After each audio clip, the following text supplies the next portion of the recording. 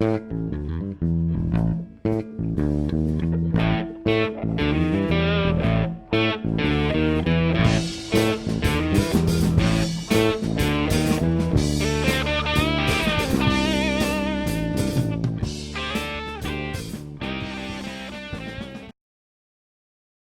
welcome back.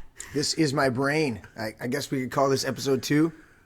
That's a continuation, definitely. And you're the earwig that has crawled into my brain once again. You pretty much, like you do in the man cave, you've set up home and yeah, at the sanctuary, man. Yeah, so it's funny you say earwig, and all I can think of is that was it the Babblefish from Hitchhiker's Guide to the Galaxy? Yeah. Now that's a good one. Yeah, absolutely. The Babblefish is a good one. Yeah. I always think of there was like an episode of, maybe it was Twilight Zone, or what was the other one?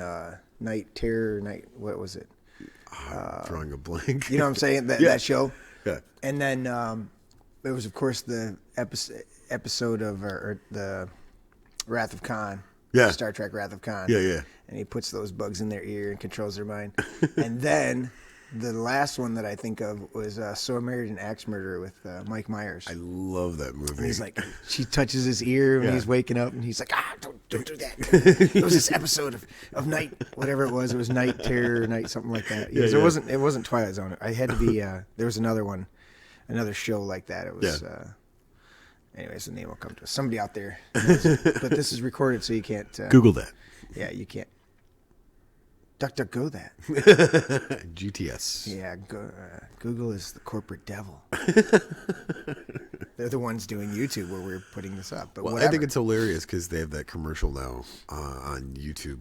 They have 15 million different commercials between songs that we're trying to listen to. Mm-hmm. And it's hilarious. It's like, we all know that Google's, downloading everything. Right. And some people aren't okay with that. And I'm like, wait a minute. This is a commercial and you're putting this out there. I've never been okay with the aspect of somebody. Some people don't care. Right. But it's not like they're okay with it. Right. And that's where I'm at. I'm like, you really want to know what? Some people just don't care enough to raise a stink about it, but nobody likes it. Right. Well, and I'm not doing anything wrong.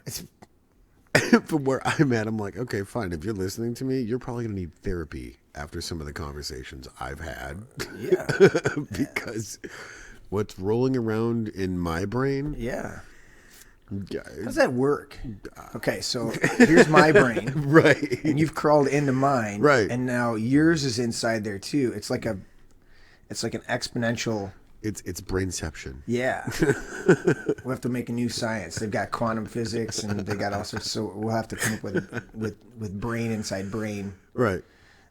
Expansion. There has to be some sort of the Lawnmower Man thing going on there.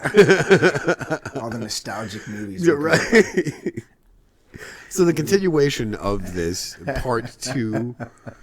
We were talking about love in part 1. Those of you that got to tune into that, or you've caught it, we talked about love predominantly. We talked about a bunch of things, but I mean, because that's where my brain goes. But we talked about love, and so we were, looking at this, doing this recorded ones. Well, quickly before we get into that, I think we should go back to the disclaimer, so that way people understand. Yeah, the disclaimer. So we're going to talk about love. We're going to talk about Jesus. We're going to talk about life. Right. But we may cuss. As we're recording this a little early in the morning, so you've got your tea, I've got my water, so we're probably not going to dip into that, but it's here. Yeah, I mean, that the wine was great for the episode. Yes. We did 2 hours and 10 minutes, something like that. It was an incredible conversation. There was tons. We had of to cut it short as usual. Yeah, there was tons of interaction in the chat. A lot of support for the maiden voyage. Oh, absolutely. Of This Is My That's Brain. the only problem with doing the recorded ones is we don't get to interact a little bit with the chat. But I still appreciate people putting their comments and doing all their stuff, and we'll have all those posted. So absolutely. So the disclaimer is notice this place is politically incorrect. We say Merry Christmas, one nation under God. We salute our flag and give thanks to our troops. And if this offends you, you can leave. Leave. Yeah. So. Anybody out there right now, that's your disclaimer. We did do the first episode on the church, and we reposted the other episode on the official This Is My Brain. Mm-hmm. We're working on all the other stuff. So like, subscribe when you get on those, but understand what you're liking, sharing, and subscribing to, which is my brain. This is not the Straight Up Jesus channel. So those of you that know me from a church background, I love you all, but this is the fullness of me. This is not me censoring myself so that you could hear something that you needed to hear. This is me giving you all of me so you can hear something you need to hear. Right. So, and we went over that quite a bit in the first one, but that's the disclaimer. We may cuss. We may have an adult beverage. We may say some things that are politically incorrect. Right. We're definitely, as we go along in the episodes, going to get into things that people are going to have a problem with. I mean, there's political things. There's a lot of gray areas in the context of conversation. Yeah. That a lot of people, I mean, and everybody that I talk to, because this is what I do for a career. Right. Everybody's thinking it, but no one wants to talk about it because Right. it's an uncomfortable topic of discussion. Yeah. I've had people say, well, two things you don't ever talk about: religion and politics. Sex, religion, and politics. Oh, that's three. Because, well, those are the taboos. Yeah. Not in a hockey locker room. They don't, right. The sex is, oh, did you see that hot chick? Yeah. But when we're talking about religion and politics are the two things. And the reason is because most of the time, there's a book, I think you and I have talked about it, maybe not, but there's a book, I think it's, I'm recalling the author, Stephen Prothero, but it's Religious Illiteracy. Nice. So it's one of my books on the shelf over there. And, but he opens up in the preface and he says, American, Western, predominantly American. Yeah. Because he contrasts Europe. Right. But he says American Christianity is profoundly staunch and rooted and grounded. And he says the only thing that surpasses their commitment to their Christianity is their absolute abundance of ignorance. What was it? It's like it's like you are extremely religious. Yeah. You are to be commended how religious you are. Oh, yeah. And the only thing that surpasses your commitment to your religion is how ignorant you are of your religion. I think it was Gandhi that said, I don't have a problem with Christianity. Right. I got a problem with Christians. I got a problem with Christians because it's Right. the followers that are doing these absurd things. Yeah. And there's a time to be radical, to be a godly troublemaker, if you will. Yeah, well. But in the Yes. same token, you have to. My friend Leon, I adore this guy. We've worked on a bunch of different projects together. He said, "Look, your rights and the tip of my nose, just like my rights and the tip of your nose. Because if I'm infringing on those, Right. there's a problem. Yeah. And just because I, yell louder or I speak at a greater volume." Doesn't mean I'm right. Doesn't mean I'm right. In fact, most of the time when you do that, you're not right. It means you're an opinionated asshole. Right. And when you were talking about that book, it jogged my memory for another book series that I read. It was by Steve McCraney. It's called Love, Jesus, Hate Church. And he Nice. quotes that I think it was the quote from Gandhi. Yeah. Where I have no problem with Christianity. It's Right. the followers that are fucking it up. Right.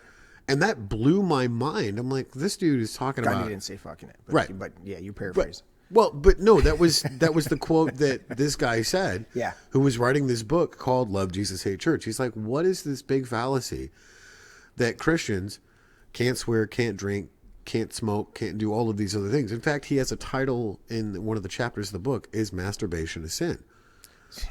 Yeah, dude. And I went, because it took all those religious elements of how I was raised and threw it right out. I mean, this guy's a pastor. Right. And he's titling a chapter, Is Masturbation a Sin? And I went, okay, I got to read this. Yeah, because the dictates come down from on high of what you can and cannot do. Right. And they become the identifiers. That's Right. the biggest problem, is they become the identifiers. Oh, yeah. And we talked about it. I mentioned the teaching that I did, Sin is Not Your Problem.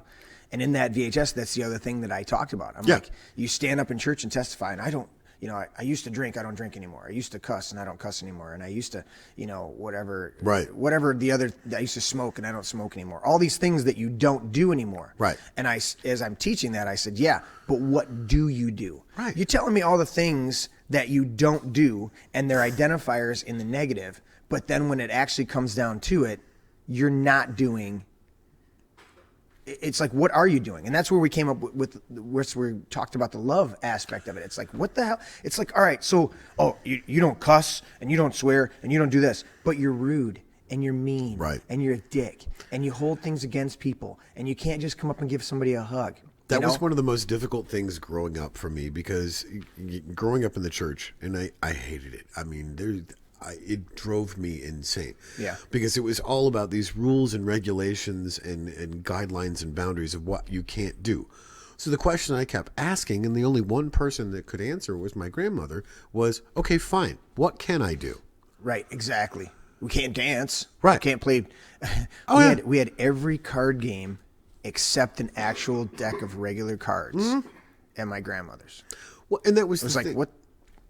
Going back to the love preface is the fact that my grandmother said, look, I don't care what you do. You're forgiven. You're saved by grace. And I love you. Right. Regardless of what you do. Right. I get to raise you. I get to love you. You are a gift from God. I mean, what is the original Greek gift from God? Is it Zoe? No, it's life. I forgot what the original translation of what it actually means. We'll have to look it up. Right. GTS. But no, it was incredibly... Or Start Page, or maybe the other ones that don't track you and aren't building a corporate oligarchy to control the world and tell you who you can't and can't vote for. But it was confusing growing up in the church, and then outside of the church, people having, predisposed opinions on, well, you're one of them. That means you abide by all these rules. And one of the arguments that they use, this huge argument, is they go, well, if we tell you you're forgiven, right, and we tell you that, the Lord's not holding sin against you, and we tell you all these things, well, then you're just going to go out and do whatever you want. That's not a license to get away with everything. I'm like, well, it's not even just getting away with stuff, but that's how they preface it. They're right. like, we gotta, and I'm like, wait, so you're going to cover up the fact that we're forgiven and set free, right, and have been made the righteousness of God in Christ, regardless of ourselves, right, because you're afraid we might go out and do stuff.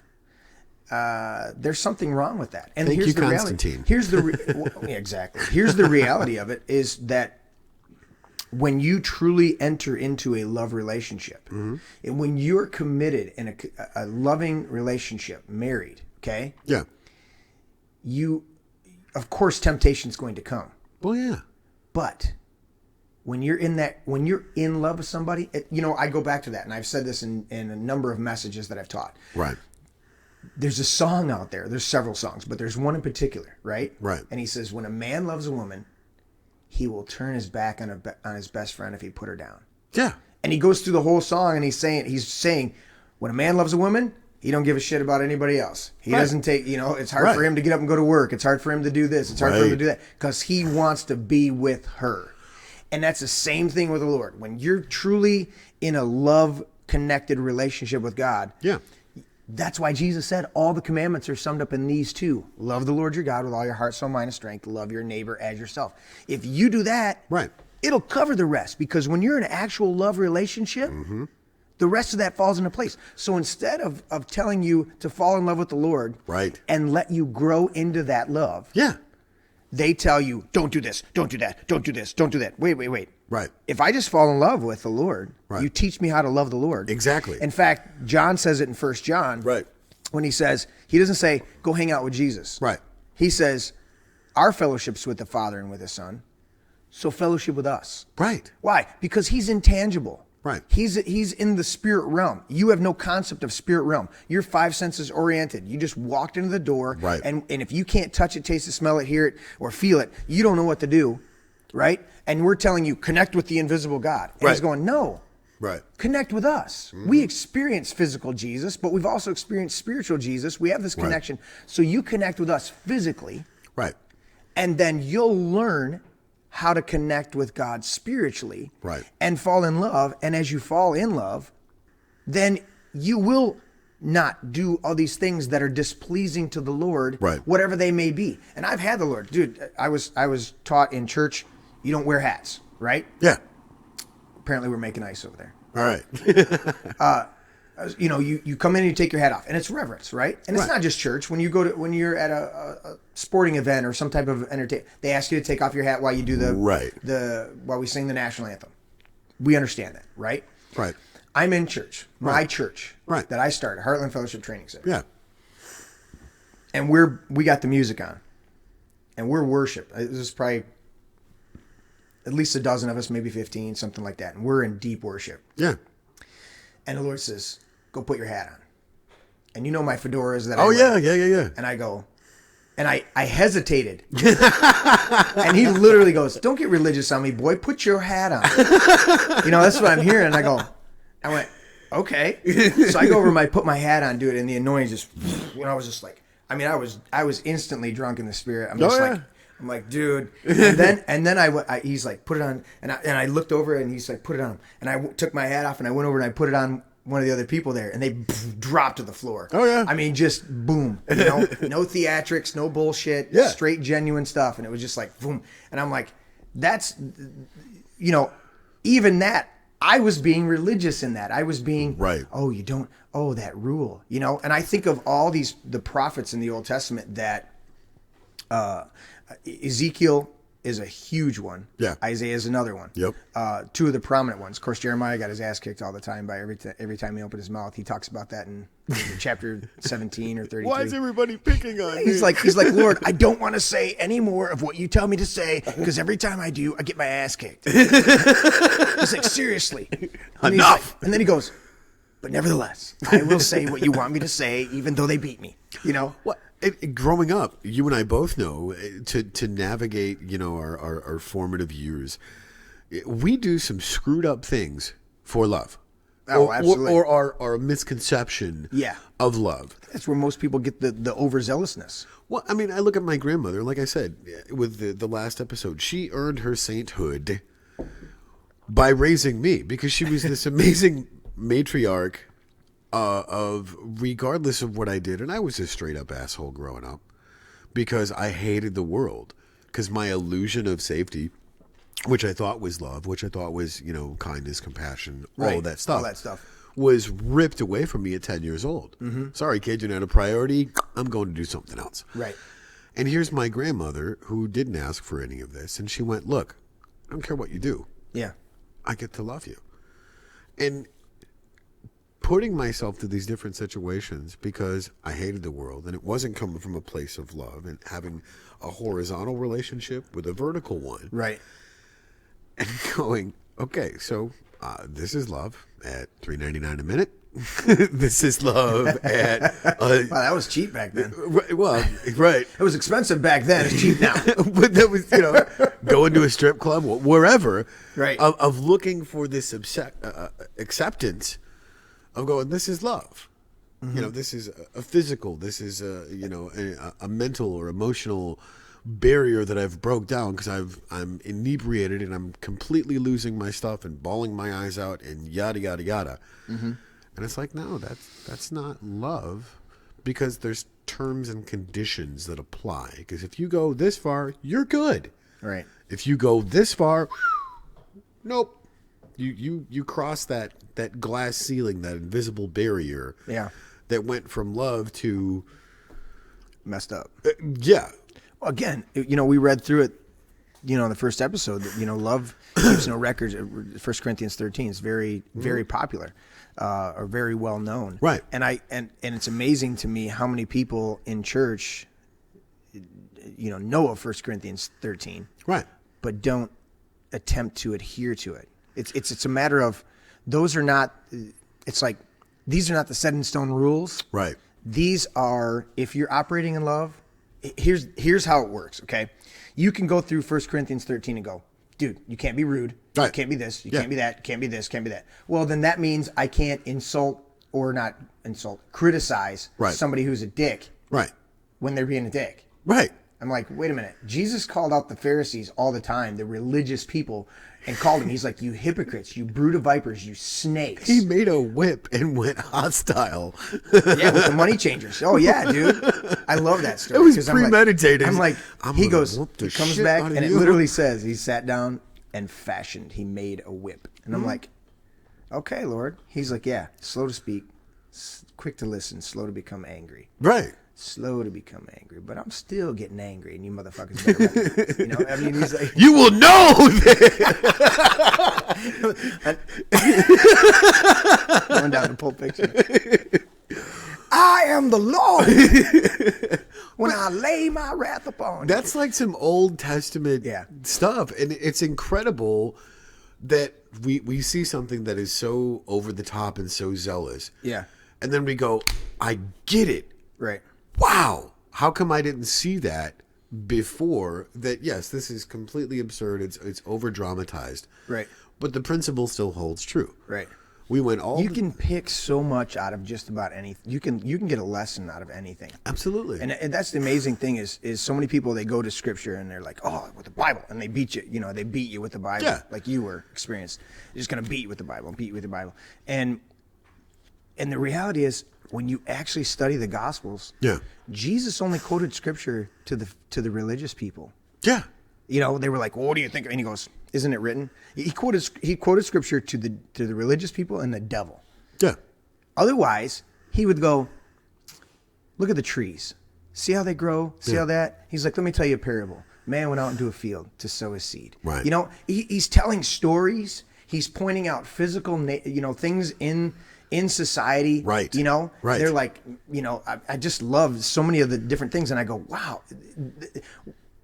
we can barely get ministers to teach scripture balanced, right? Where they're teaching it from a place of love and respect, and I mean, they don't even have a concept of what the wrath of God is. It's like the wrath of God. He's not a mean kid with a magnifying glass on an anthill. No, dude. And I hear so many times on movies and all sorts of stuff where they're like, oh yeah, that's just God is just a, you know, what was it, devil's advocate, and yeah. He's like, he's just a man, you know, he's just a man, and I'm like, no, actually, no, he is the absolute protector of everything. In fact, he saved your stupid ass from so many things you don't even know. Right. And yet you're ascribing to him this, and I go, wait a minute, you sowed corn, right? Corn grew. And now you got a whole bunch of corn all over the place. And now you can make whiskey. And now you're angry at God. Yeah, you can make some whiskey. Now you're angry at God because you've got corn. Right. But you sowed the corn. Right. And he goes, don't do that. No. Don't sow the corn. No. Don't put the corn in there. No. Don't do the corn. No. I'm letting you know. Don't do the corn. Right. I'm going to do the corn, Lord. All right. Do the corn. And then the corn grows up, and you go, the wrath of God, and God just came down on me because I got all this corn. You sowed that. It's like, you remember the movie in the 80s, The Gods Must Be Crazy? I never watched it. Oh. It was one of those, was it a Mel Brooks one? Yeah. This Coke bottle falls out of an airplane. Yeah. And they start worshiping the Coke bottle. Yeah. It's hilarious. Dude, and it's that type of stupid stuff that we go, what? And I go, I waver between wanting to be really critical with people and then having absolute compassion to go, because there's a difference. There's a big difference. Right. Sometimes you hear me saying, you know, you're a dick or something like that to somebody who did something. Yeah. And you guys are watching and going, well, that's kind of a dick thing to say, to call somebody else a dick. And I go, listen, there's two groups. There's one group of very religious people that are so uptight and full of themselves. And then there's another group of people that are seeking. Right. And I'm trying to discern the difference. We're addressing both. Right. I'm like, dude, if you're walking in and acting like this and you can't read 1 Corinthians, you might want to do that. Let's change gears for a minute with another definition of love. You've seen Pirates of the Caribbean, right? Absolutely. Okay. Now, I was talking to a pastor friend of mine, and he's like, did you know that the Pirates of the Caribbean, the first 3 movies, were a direct correlation of God and Jesus? I said, what are you talking about, man? This is like you've got, you know, dirty pirates and right. Jack Sparrow. They call me Mr. Gibbs. Right. But the funny part about it is, if you look at it, okay, so and walk with me here for a minute. The father. Well, you're in my head, so. Right. This way. The father is cursed to be on the Flying Dutchman. Right. Right? And to lift the curse, you have to have the son's blood. Mm-hmm. Now, when they do that, In the first movie, Yeah. cut the hand, blood, whatever. The curse is broken. Right. Then you have part 2. What happens in part 2? He gets rescued out. I mean, he's stuck on the island because of he had to take the place. Right. Right. Right. Yeah. So the son took the father's place. Right. You know, all of the crap that the father was dealing with. Yeah. Now the son is going. And then you get to the third movie, and it's that full redemption arc. Right. Of, okay, I get to come on land every 10 years. Right. To be with my girl. Right. Yeah. And my son and so on and so forth. Yeah. And yet he's, escorting souls to where they're supposed to be because that's how the curse happened in the first place. Right. And it's a very interesting, actually there was a couple of different articles that I read of that parallel, and I'm going, it's really interesting. Disney nailed it. And I think a lot of them, there's some that do it on purpose, but there's a number of them that don't. There's a number of them that they're just picking. It says in Romans, it says that God's divine nature and eternal power are clearly seen through what has been made, so that men are without excuse. Right. And a lot of people take that as another wrath thing. And I go, no, that means that God's showing himself through creation. Right. It's very, in fact, there's an anecdotal story. I'd have to, I don't know how absolutely true it is, but I heard this anecdotal story that most scientists, most private scientists, are not atheists. They're creationists, but they keep it to themselves. Right. But the reality is, when they get so deep into their field of study, they cannot. They look at creation. They look at they start getting into they're in their mic and they start seeing the Fibonacci sequence, and they start seeing the divine ratios, and they start seeing all this stuff, and they go, there's no way that this is random, and there's no and so now we've got this culture of ancient aliens, and the aliens did it, and I go, everything you just described up until the point you ascribed it to an alien is God. But I understand you don't like the people that represent God. Right. And, it says in Proverbs, a fool's own heart leads him astray, yet his heart rages against the Lord. Right.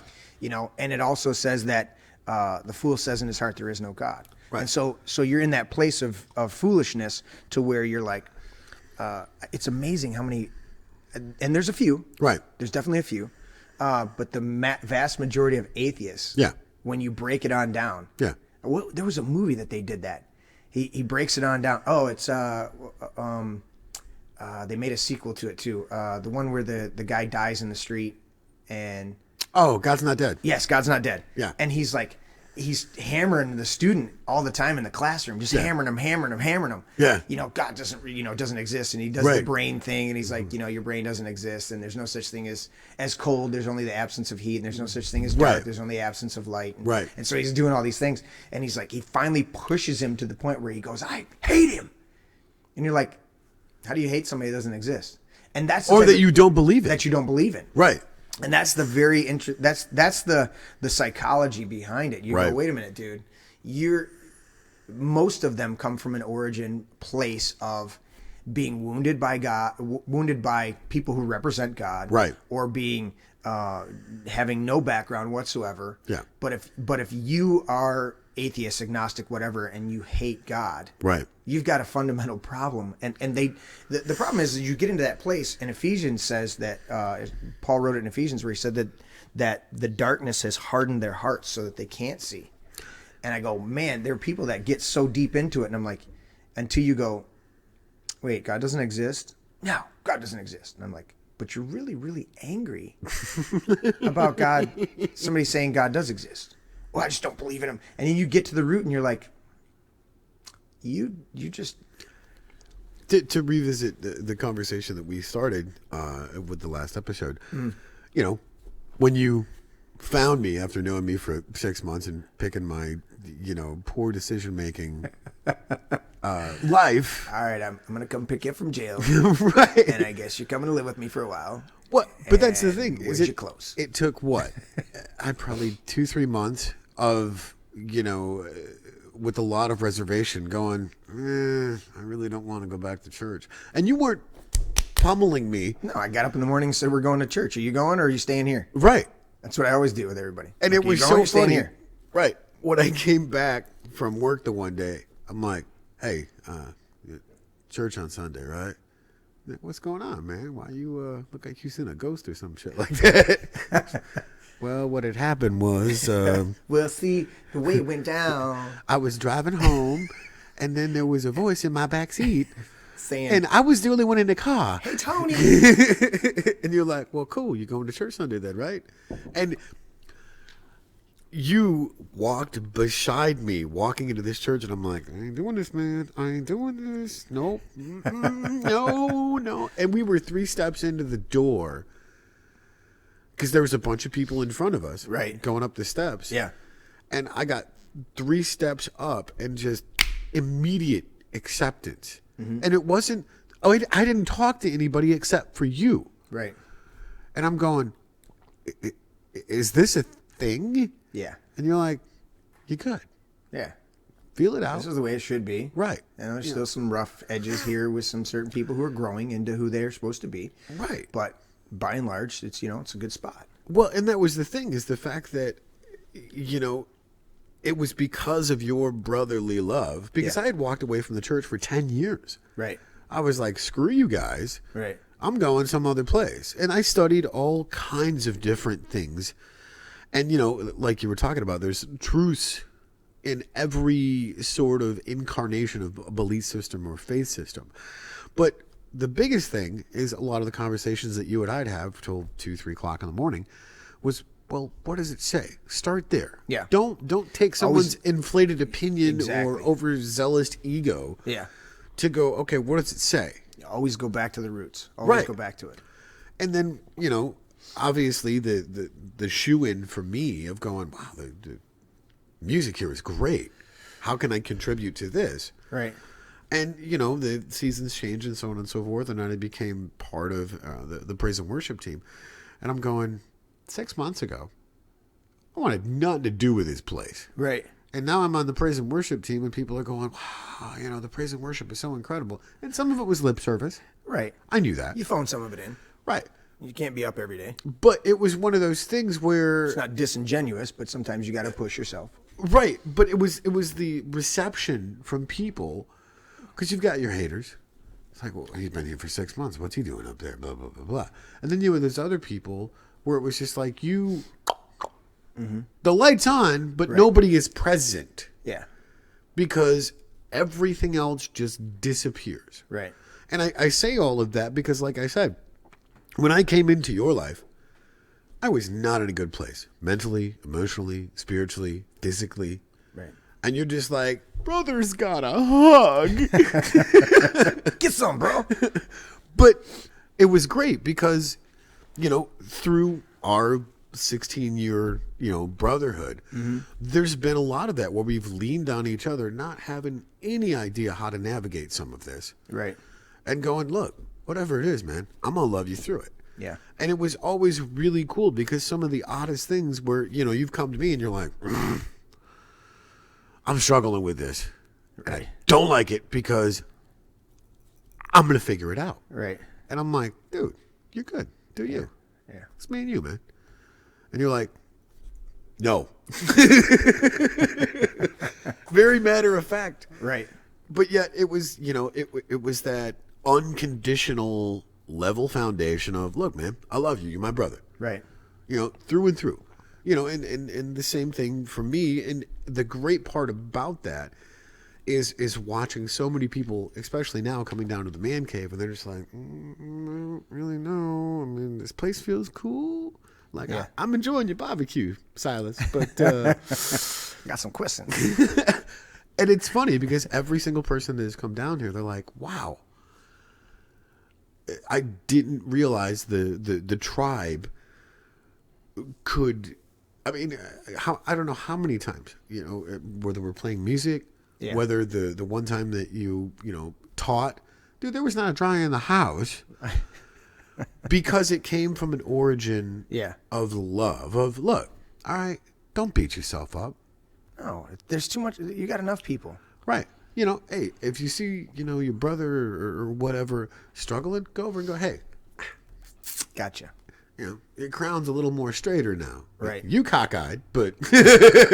Well, that's a big thing. It's like you walk in, and sometimes you've got those people that are a little bit testy, and that's fine. You're walking in, when you walk into an environment and the overall feeling is acceptance and peace and understanding, that's an environment you can grow in. I mean, they've done the frickin' studies, dude. You can go on YouTube and watch them where they've done the things where they put heavy metal death music on the bottle of rice. Right. And they do classical music on the other bottle of rice, and the other one decays and dies, and the other one's still fresh. And you go, what the hell? They've done it with plants. They've done it with all this stuff. Water. Yeah, exactly. Water. Oh, yeah. The water experiment, that is incredible. Go look that up, because that is 30 days. 30 days of, and there's ones where the guys just walk up and just speak negative to a plant. Yeah. They don't play music. They don't do that. They just walk up and go, "You're a piece of garbage. You're no good." And the plant is literally and then they go over to the other plant and go, "Oh, you're beautiful today." And the plant's just blooming, and you're like, "Is that real?" Yeah. They've done time lapse. They're like, "I wanted to do this for myself. I wanted to prove that this was." And how many people go out and go, "I wanted to prove that this was bullshit." Yeah. And then they go, "It's not bullshit." Right. What the? Those are amazing to me. And in turn, going back to what we talked about in the episode before this one, it has to start right here internally. Exactly. If you're saying this toxic stuff to yourself, what do you think is going to come out? Yeah. If you're, and I mean, I'm the worst offender of that. Good God, another time, case in point. I told you, dude, I'm walking up and down the road, country mile, cursing God at the top of my lungs, going, if you are real, just fucking show up. Right. Sitting at your kitchen table down at the Gully Roadhouse, and you're like, dude, I'm here. Let's talk about it. And I don't know whether that was on purpose. Yeah. But it was one of those things where I'm like, no, you don't understand. God's not showing up. He's an asshole. And you're like, he's actually right here, buddy. What do you need to hear? Because obviously you're not hearing it for yourself. So I'll hear it for you and relay the message. Right. And you're like, yeah, no, I'm not God. Right. But I'm hearing what he's saying to Where you. 2 or 3 are gathered. Yeah, there I am in the midst. And that was the funny part about it. And you're like, you're asking all the right questions. But you get to a place sometimes in your life where your ears are shut. In fact, Jesus yelled at the religious people. Right. He's like, No, it was Stephen. Right. In the book of Acts. Right. He's like, he called him something. He goes, you Pharisees or whatever. He goes, with uncircumcised hearts and ears, you always resist the Holy Spirit. Right. And literally he's talking about, just flesh. Like if your ears were, opposite of Neo with the mouth, this is, flesh completely over your ears. Right. You can't hear it and your heart's so hard. It's like, you're resisting the one person that has the answers that you need to hear in this moment. Right. It's amazing to me, but I was thinking about a couple things. One, okay, if you go into that environment and it's accepting and peaceful, then realize there's going to be adults there and there's going to be kids there. Of course. Figuratively. Right. Obviously, literally, there's going to be adults and kids. But what I'm talking about is you're going to have mature people and immature people. And when you walk into an environment, my grandson is the one that's most frequent over here, but also William and Jocelyn come over and on a regular basis, and then Nicole will bring Hope and Silas, and so and then Heather will bring little Violet over. But the number one guy that's usually here, little guy that's usually here is Bubby. Yeah, is my grandson. Yeah, and so he will come in and Ben was here. We were doing production last night. Yeah, and Ben comes in. And Bubby comes up and gives him a punch. Yeah, and I don't know if he messed with Nate or not. He probably messed with Nate. Nate. He totally did. Yeah. And so he's coming up and he's giving a punch and he's messing and he's trying to get some attention and he's doing all this stuff. And he's doing it from a good place because he's trying to he's trying to get that attention. It was awesome because Grandma was here. Yeah, yeah. And she spent most of the time with him. Right. They played Sorry. They played Uno. They played with blocks and cars. They were sitting there just shooting videos on her phone, and they would go back and listen to it. Yeah. They were just having them. And I'm like, all right, we're still doing production. I guess Grandma's good over there. We had dinner. Everybody was good. But I think about Bubby, and he's been trained by us, so he's very tempered in most of his stuff. But the reality is,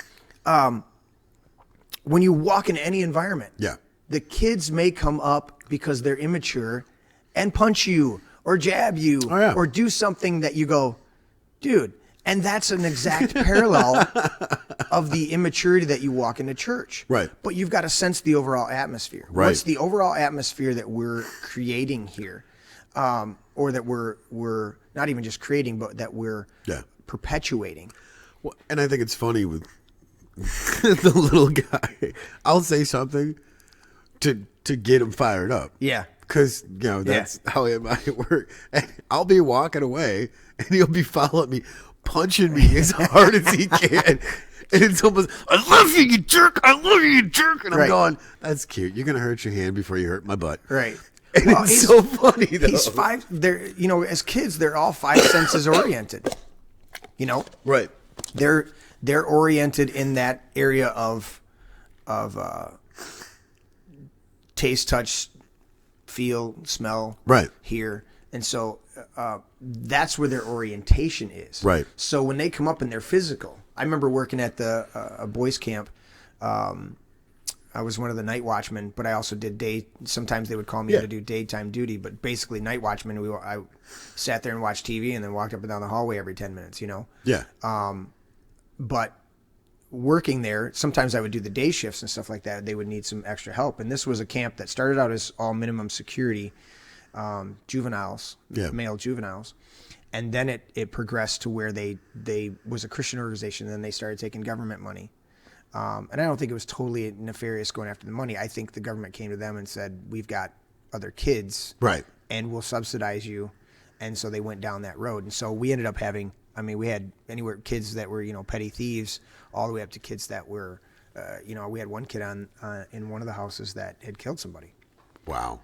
And it's just, so my point is that we were there and I shifted, I got more and more into some of the day shifts. Yeah. And they were a couple of the counselors there or the other staff members. Yeah. Were like, our guidelines are we don't touch kids. We don't touch kids. We don't touch kids. And I'm like, that's what. And I'm like, do you understand that a vast majority of the reason that these kids are in this place is because they didn't have a good home life and they didn't have proper good affection. Right. They didn't have. So I'd walk up to the kids and put an arm, put a hand on their shoulder or grab them by the shoulder and pull them in or muscle their hair or do stuff like that. And they're like, just be careful. And I'm like, dude, we're in a room with 10 other people. Right. Okay. There's nothing untoward, and I was raised by my uncles. And my oldest uncle was a wrestler. Yeah. And so he'd walk, it wouldn't be too long after we got together for a family get together, and he want to wrestle. No, he wouldn't ask. Right. He would come over and he'd go, when I used to wrestle, and he'd grab me. I'd do this, and I'd grab here, and I'd poke. And he said I'd slip the arm out so that I just had the head, and I'd cut off your hair. And he said that's how I went to states and won championships. And I'm like, okay, Uncle Ron, I appreciate you, I love you. I'm like, can you let me go? I can't breathe. But I'm turning purple. so I would mess with the kids, and me and a couple of the other staff members were like, dude, what are you doing? These kids need not just the positive affirmations. They need a hand on the shoulder. They need some, they need some of that stuff. Yeah. And so we obviously limited ourselves for the sake of the environment. Right. But at the same time, we're in an open space. There's all people around us. Yeah. So if I come up and I grab this kid and give him a hug, and say, hey, you did a really good job over there. Right. We just finished an activity or did something, and I give you a hug. And the other staff members, and I'm like, that kid just, like you said in the previous one, you know how much a hug conveys. And I'm so I ended up only being there about 9 months because I was like, you know what, I got to leave. And I went back and. Well, you brought up in the last episode the fact that they, through history, has taught us insane things. Was it in Russia or Germany or whatever where they did that experiment? I think it was Russia. Babies, yeah, where they didn't give them affection and they all died. Oh my God! They refused. They fed them. They changed them. But there was no physical contact. There was no physical contact outside of that, and the vast majority of them died. Now I've heard since that's anecdotal. We'd have to look it up, but it's a horrible experiment. But and I look at some of the and I don't say kids, but like young men that I've worked with Yeah. in all of the careers, whether they're roadies or whatever. Right. You know, and I remember this one kid, and it was so sad because he was such a driven kid. Mm-hmm. You know, we were halfway through a show or whatever, and we were backstage moving equipment on for the next band and stuff like that, and busting our asses, you know, sweating side by side. Right. You know, I'm watching, you know, making sure that nobody's running off with the equipment for all this other stuff. And, you know, this kid's got, Right there. you know, big ass head of an amplifier, and he stumbles, and I catch him.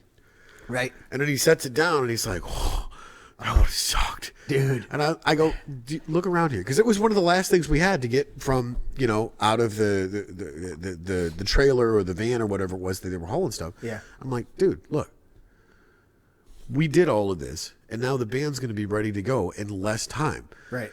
And I'm like, you did good, kid. Yeah. Relax. And he's like, oh, but I almost dropped an amp. And I'm like, look, man. So I gave him a hug. Yeah. And this is what broke my heart.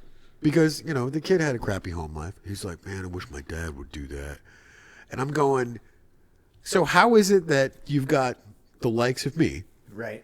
who's working side by side with you, throwing lines, running gear, setting up PAs, meeting all these other people, and this moment where you almost created a misstop. Yeah. And it's like, I got you. You're good. Let's finish getting all this other stuff done. And he comes off and he chimes in with, man, I wish my dad would do that. Yeah, dude. And I'm going, are you serious right now? And like, I still talk to the kid to this day, and he's not a kid. He's like 25, 26 now. Right. But it's one of those things I'm going, that was me. Yeah. You know, I didn't have that kind of positive male influence in my life. Right. To go, hey, you're doing good, kid. Right.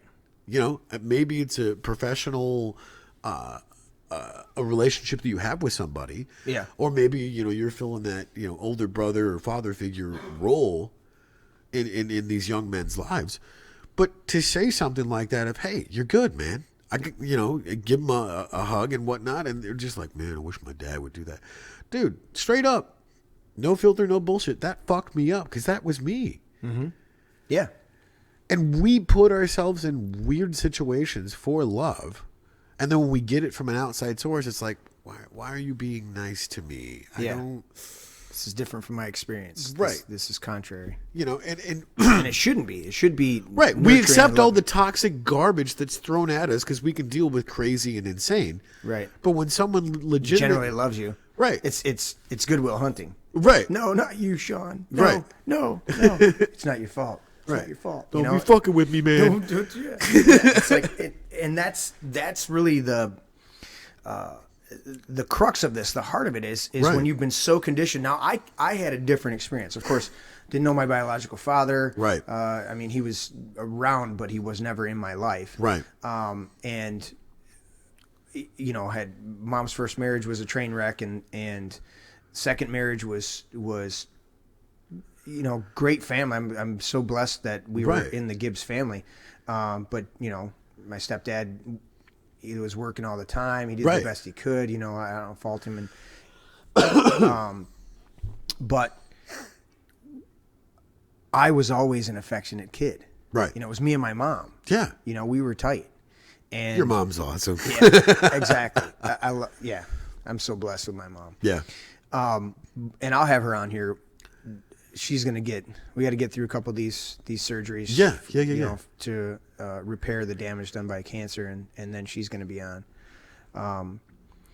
We tried to get her on last night, and because we were starting at 8 and going to 10, by like 7:30, she's like, "I'm gonna go home." Yeah. Right. Like, all right, Mom. Want some wine, Mom? She's like, "No, I'm gonna go home. You have a good show." All right. So, but Mom said, you know, that the family, her siblings and her, Yeah. and my grandma and grandpa on that side, on the Soika side, they were not very affectionate. Right. And it wasn't that they were cold, Right. but they weren't very affectionate. And she's made the statement to me that I'm the oldest grandkid, Right. by 7-8 years. Wow.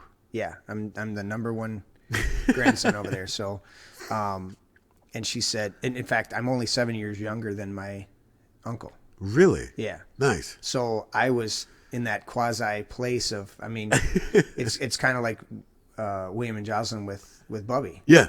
That you're pretty much more of a sibling than you are an aunt or an uncle or something like that. Right. So, but Mom has made the comment or made the statement. We've talked about it over the course of years. Yeah. I'll be 47 next month, and so we've talked about it. And she said, "You really taught Grandma and Grandpa to hug." Really? And I go, and I've had to think about that. And I go, "Is that?" She goes, "Yeah, they were not very affectionate at all. Wow. Shake your hand is honorable things. You're right. But they were not affectionate like that. Yeah. They were not cold. Right. But at the same time, here's this little kid coming into the room and going, "Hug me, Grandpa," and comes in and just is mauling you for a hug. Right. And I go, "Wow." And she goes, "Yeah, you really taught them. Yeah. You opened up that door." And then I look at the rest of the grandkids that have come along who, before Grandpa passed, of course, Grandma too. Right. They were just, Grandpa, had to have his hug. Of course. Had to get it. And you do that too. In life, you get tempered later on in life to Absolutely. where your things start to mean much more to you. Yeah. And you shift in Right. your positions. It's like, I don't necessarily, my boys still say it. My daughter still says it on a regular basis, would end the phone call or the conversation with "I love you." Mom Right. does it and stuff like that. Right. Other people in my life, it wasn't their upbringing, so they don't always say it. Right. But with the kids, particularly, I make a point of saying to the kids, Right. I love you, because their vernacular's not Right. in that mode. Right. And a lot of what's funny is people will. I've thought about this for years and a lot about it. And there's a lot of people that look at it and go, if I'm saying "I love you," okay, what's the motive behind that? Right. Are you trying to get me to say "I love you" back so that you can feel secure? Right. Or when I do it with the kids, I am saying everything that we just did, Right. everything that we just experienced together, Right. whether it was 20 minutes Right. or 2 days, because the kids have all come and crashed out here in the man cave. Oh, and yeah. We watch movies and we eat popcorn and we play games. And Right. we just have a blast out here. We get the Nerf rifles off the wall and go to it. Right. So we just have a blast. And so when I'm saying it to them, Yeah. I am saying everything that we just experienced and Right. our connection Absolutely. is love. Right. And I love you. And they go, and they say it back because they go, "Yeah." I get that. So I'm not trying to reinforce. Right. I'm not trying to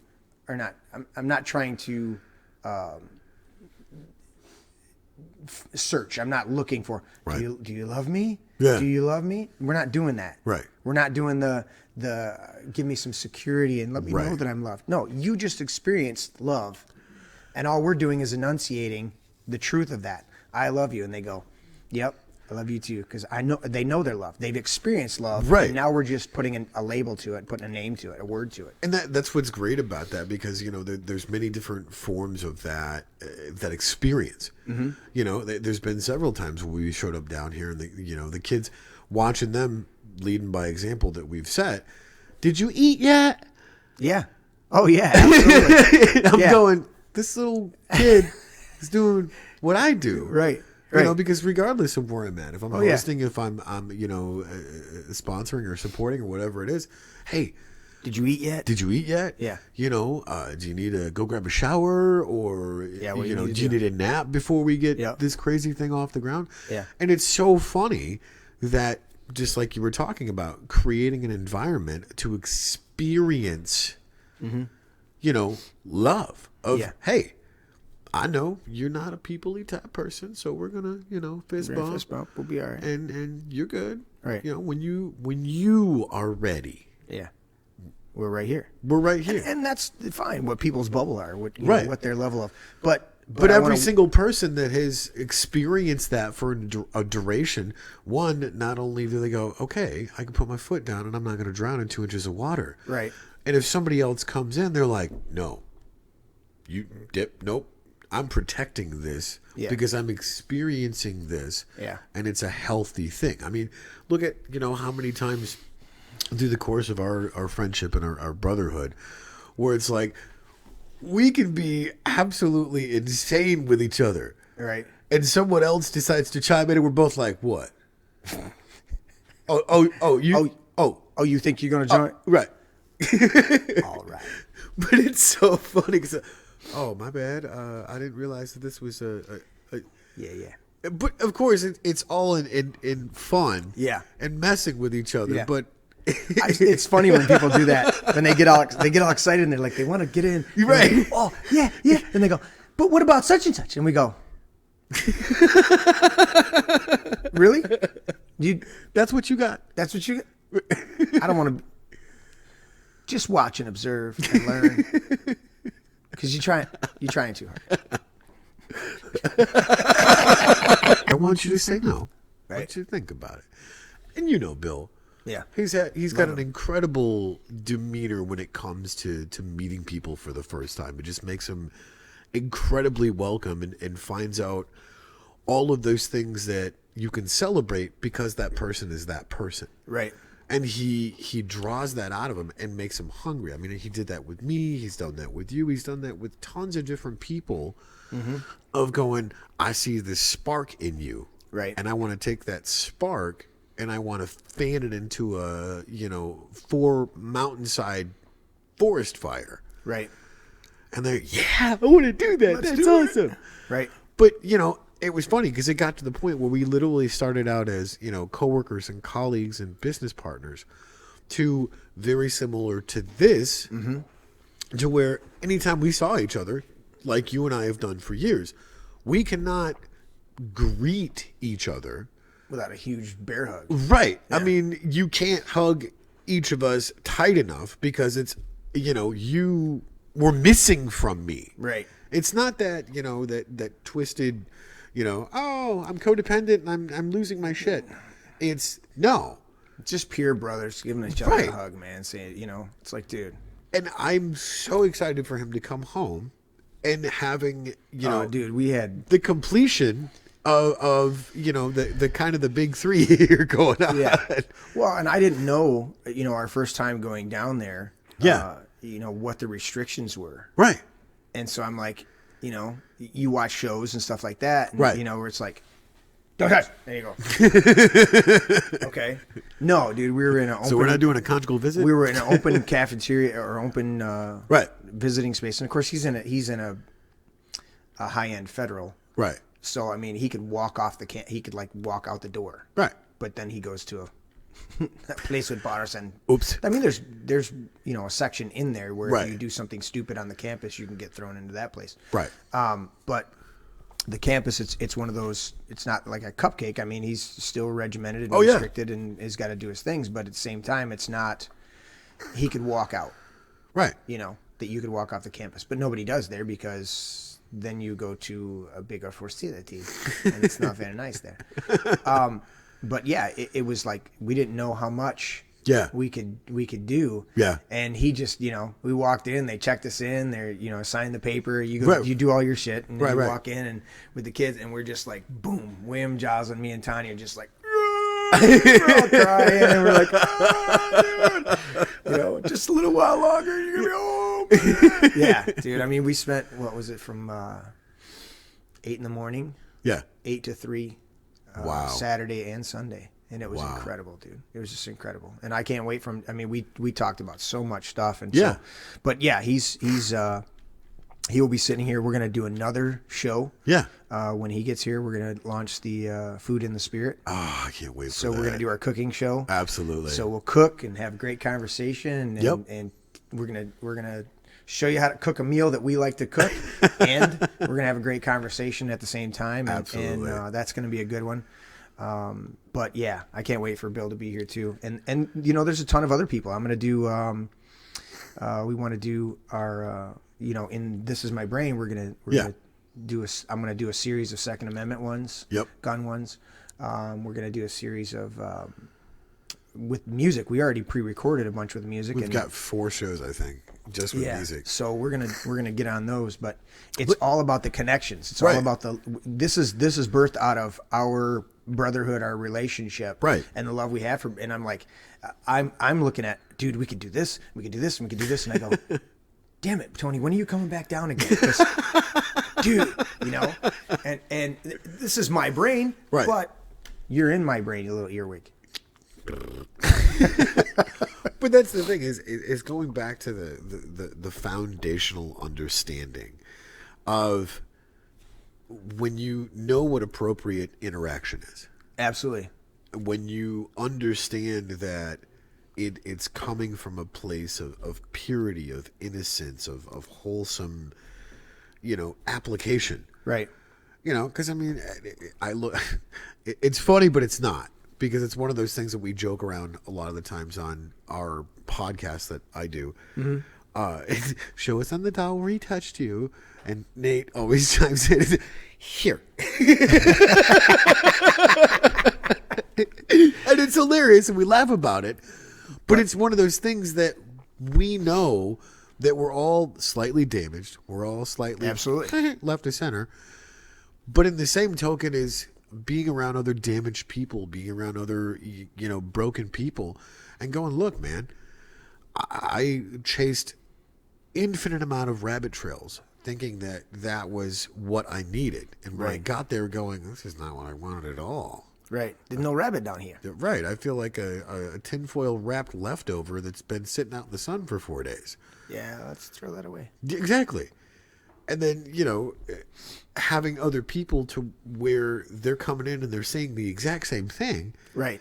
Where it's like, I want to be around real people. I want to understand what this ever eluding process of what is love. Baby, don't hurt me. Right. But in the same token, it comes to you have to experience. You have to sometimes walk for a minute with what their understanding is. Yeah. And give them the space to... We all got to allow each other to grow. Right. I had some of that before where we're in church services and we're doing things. And I said, look, somebody did something in service. And I go, I had to turn to other people in the, part of my ministry staff. And they were really bothered by what they did. Right. And I said, look, relax. Right. They're like, what do you mean? That was, I'm like, and then there were other things where I'm like, all right, I got to, tell this person to leave. Right. But then there are other people that are like, what about, and I go, look, if the kid comes in and when Vince was a little kid, he would be doing his thing. Right. And he's always going. And then he'd stop in the middle of the room and you'd see him and he'd get into that position. He'd go, and he'd poop his diaper right there. He'd just stop in the middle of the room and go, and then he'd move along. And I'm like, you've got to look at church in the vein or the idea of children and adults. Right. That you're going to have kids that come in and just take a dump on the floor and don't have the common courtesy to clean it up. They go, I pooped. And you go, I pooped today. You go, great. Let's clean that up. So, but you've got those environments and that's a big factor. Right. You've got to have leadership that is conscious of that and can handle it, because you got new people coming in and other people coming in, right, and they're seeing the poop on the floor going, there's a poop on your floor. I go, yeah, it's some maturity here every now and then. Who shit in the box? Yeah, we're gonna clean that up. But Nate's enjoying that one. But it's a reality. We had at one time one of the little dogs kept coming downstairs and pooping in front of our door. Was it Brownie? I don't know if it was Brownie or if it was Radar. Or it might have been me. What was the other one? There was another one in there. Anyways, kept coming down and pooping. And so Tanya's opened the door to our bedroom and, son of a dog taking a shit in front of the door. And she's like, she's getting really pissed about it. Right. And I'm like, and I was like, okay, what do I goes, honey, because it wasn't our dog. Right. It was Bill and Martha's dog. Right. And I said, do we love Bill and Martha? She's like, yeah. And I said, so we don't have to necessarily like the dog. Right. But we like them. Right. We love them. Right. So that love translates. Of course. She's like, yeah. And I'm like, watch this. I said, we're just going to pick up the poop. Right. And not say a thing. Right. And I said, you operate in love. Right. And stop being pissed at the dog doing that. Stupid dog. And then, because you get mad at the dog and then you get mad at the person right, who owns the dog. And I said, just operate in love. And I said, you watch. So this is like a week where this dog came down and did this. Yeah. Right? And I said that to her, and I said, we're just going to operate in love. Right. We're going to clean it up. Right. We're going to do it, you Right. know. And it's a Chihuahua, so it's not like we're cleaning up a big pile of... It's just like, scoop, scoop. The Tootsie Roll. Yeah, exactly. If that. It was more annoying than it was dramatic, you know. You clean it up, It's not Zeke. Yeah, you spray the carpet and you move it. So anyways, she, you know, the next day, Yeah. nothing. And then the next day, it never happened again. Really? Because we changed our heart attitude, or I helped my heart attitude, but I was like, honey, change your heart attitude about this whole situation and watch what happens. And she literally did. She changed her heart attitude and she went, it never happened again. Right. We didn't say anything.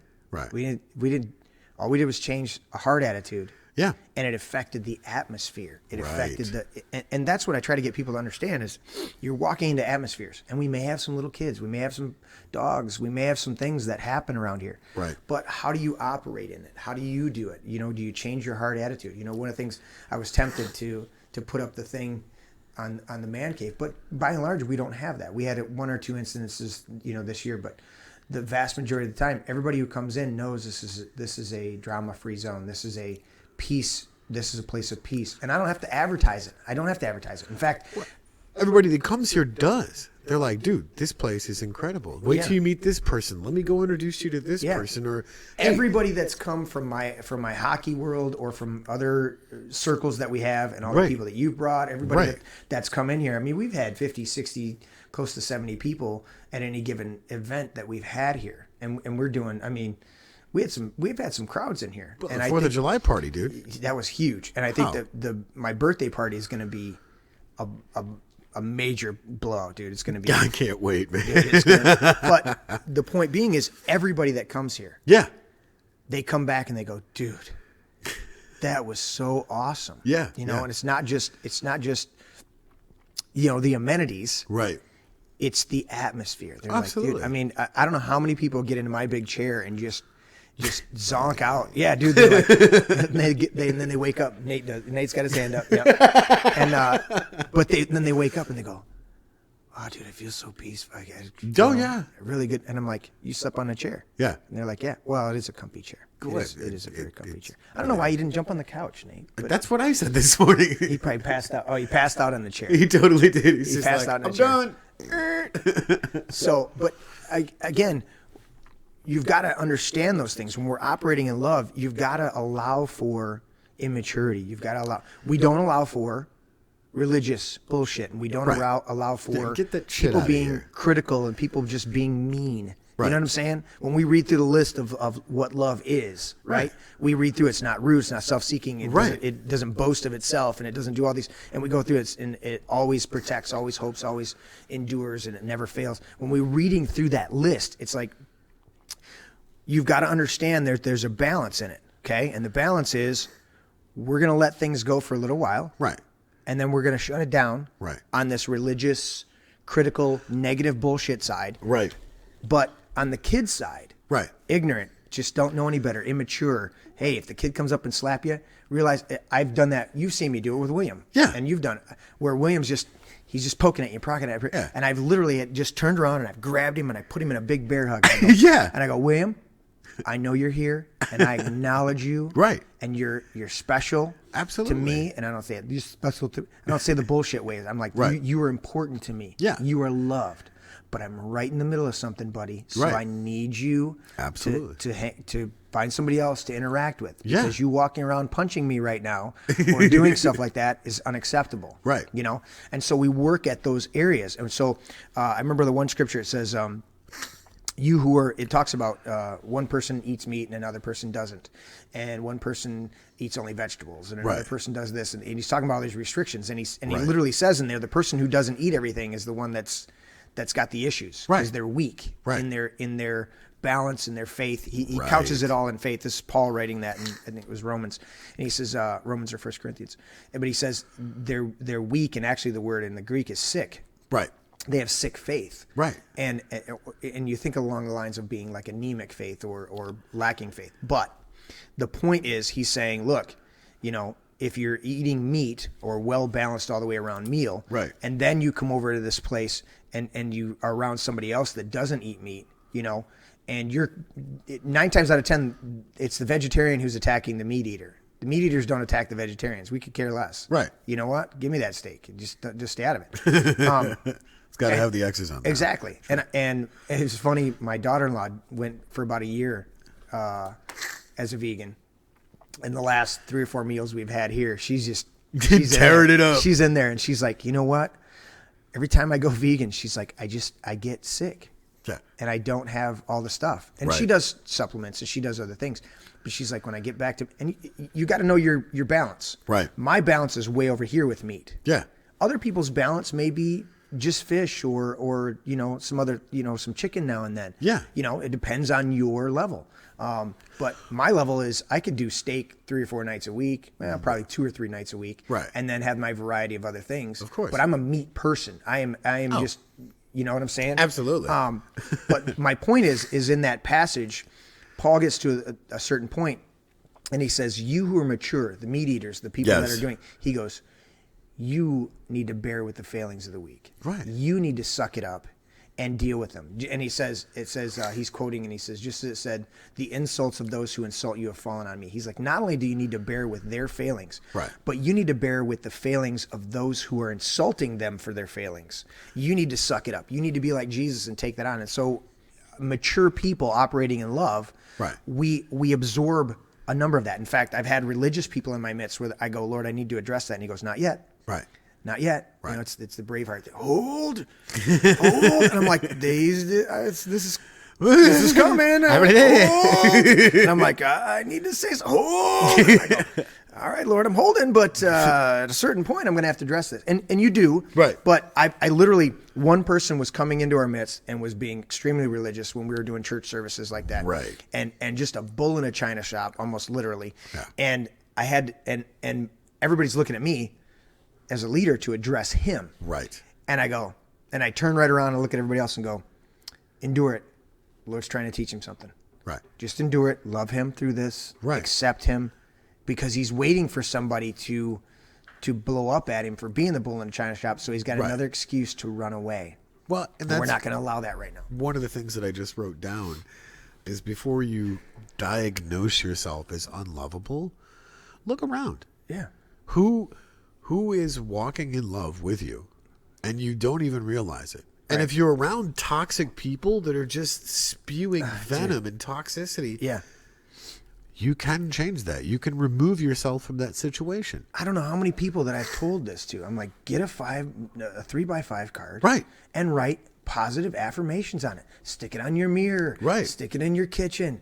Mom's got a thing on her fridge that she's a beautiful, fabulous lady, something along that lines. Whatever's important to her. Right. I didn't memorize her thing because it's not my thing. It's her thing. Right. You know, but you get up and you say, I'm worthy of love. I love myself. Right. And you've got to do these things because, and people go, well, isn't that kind of silly? And I go, no, you don't. It's going in here and in here. And these are 12 inches apart. And the thing is, all the words that are being spoken over you or have been spoken over you over your life, dude, that's a huge multitude of words that have impacted you. Now listen, because faith comes by hearing, right? So you need to speak things over yourself. I mean, there's a principle in that. Of course, faith comes by hearing and hearing the word of God. So we're talking about hearing the voice of God. But when we're looking at this, we go, look, I need to put words of affirmation for myself up on the thing.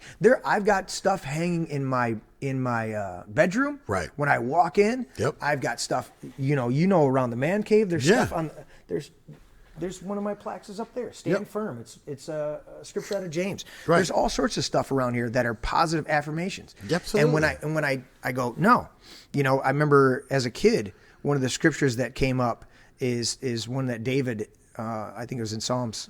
It might have been Samuel's, but I'm pretty sure it was in Psalms. And he says, I am fearfully and wonderfully made. Right. And you go, it's like, and people read the fearfully part and they think a negative. Right. I go, no. If I'm doing a quality build, most of all my builds are, but if I'm building something, right, I'm going to be extremely careful that I build it exactly the way that it's supposed to be built. Absolutely. I'm going to follow that. That's the fearful part. Right. It's not afraid, but it's a reverence and an honor for the project itself. And I go, I'm going to make sure. Right. I'm going to make sure that thing. Go over there and double check, make sure that's level. Okay. Right. All right, we're good. You know, that type of thing Right. where you stand back and you look at it. And Right. it was funny. Just a little side note, and I'll finish that. Fearfully and wonderfully made. But a little side note, Ben, the other day we were at, we went and did that church install. We did the projectors and stuff. And we come back, we hit the mall, the food court on the way back through. Yeah. It was a good place, you know. It was funny. I'm like, well, we go to the mall. Everybody can get whatever they want. And we all went to the same little Chinese place. And of course. Got, you know. Panda Express? No, they've got Thai Wok or something like that, and another one. Yeah, there's two of them in there. Nice. And so, you know, you got to get your orange chicken and some bourbon chicken and stuff like Absolutely. that. Absolutely. Anyway, so Ben's sitting there, and he's looking around. And he goes, man, dude. He's like, since I started working with you, he's like, every time I look around now, I see all of the imperfections. Yeah. Because he's looking around at, you know, in the food court, and he's like, oh, yeah. That's not even straight over there, dude. And see that over there? They really messed up that drywall. And he's like looking over here, and he's like, dude, is this how you have to live? And I'm like, yeah, dude, this is all the time. And so he's getting the excellence of a job well done, and then he's seeing the imperfections in other workmanship. And I go, this is what homeowners see all the time. Right. Is this stuff. Right. So when we step back and we go, man, you know, it's not perfect. And they go, oh my God, this is beautiful. This is gorgeous. Right. And we go, really? Because I see this imperfection, and we could have, there's always something that you're going to find. You do the absolute best you can. It's funny that you say all of that, because Nate comes to me the one day and he's like, you know what? I don't like you. And I said, why? He's like, I can't listen to music objectively now. He's like, I have to listen to just this one part. If there's this glaring, that's obnoxious. Why is that in that song? And I'm like, yeah. He's like, since I've been working with you, I can't listen to music objectively. It's like, oh, look at that cool guitar part. And then, there's this drum part or this bass part or, ooh, that vocal harmony. And he's like, it's all the time. Yeah. And I'm like, yeah. Yes, it is. And he's like, is that what it's like inside your head? And I'm like, 24/7. 24/7. He's like, that's going to suck. And I'm like, uh-huh. Well, it does, but you also learn to be tempered and balanced in it. And that's what I was saying. The scriptures, David said, I am fearfully and wonderfully made. Right. And so you get the wonderful part. Right.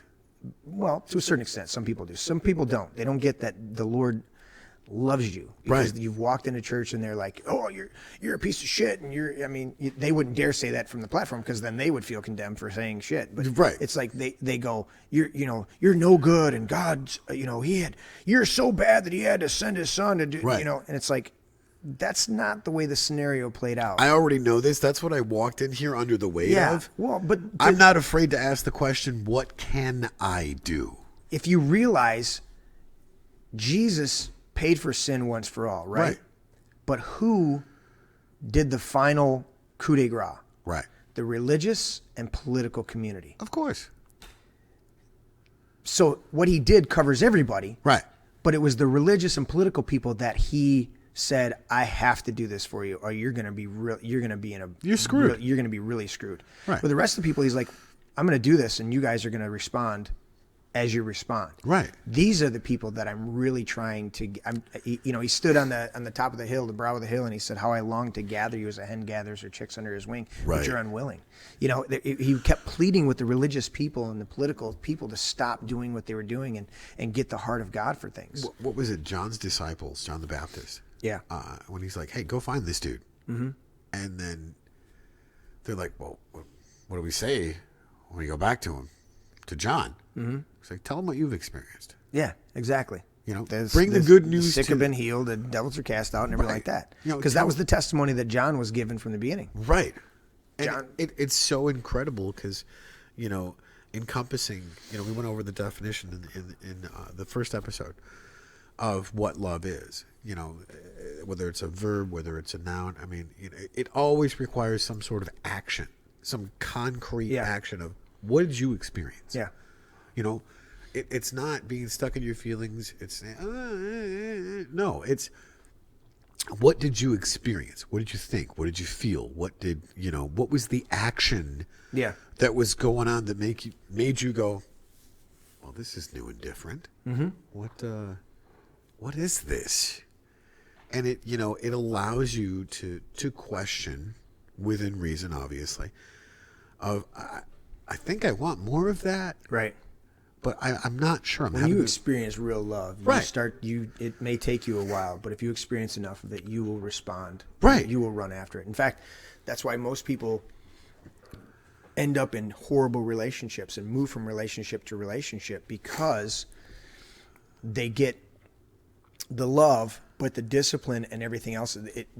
The other scripture is, we have not been given a spirit of fear, right, but of power, love, and a sound mind. And the way that works is you're empowered first. You have to have strength and ability. Absolutely. You have to have power first. Right. You can't, without a battery, the internal combustion engine doesn't do anything, right? And years ago they had a crank, but you got to have the power first.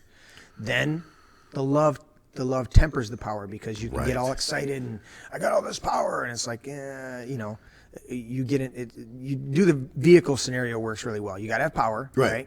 Battery first, and then it starts the motor. Now you got power. Now you can take off. My buddy just got one of those badass Challengers, dude. It's a 350 or 392. He's got the bad motor. I mean, just it's holy shit. It's a beast, right.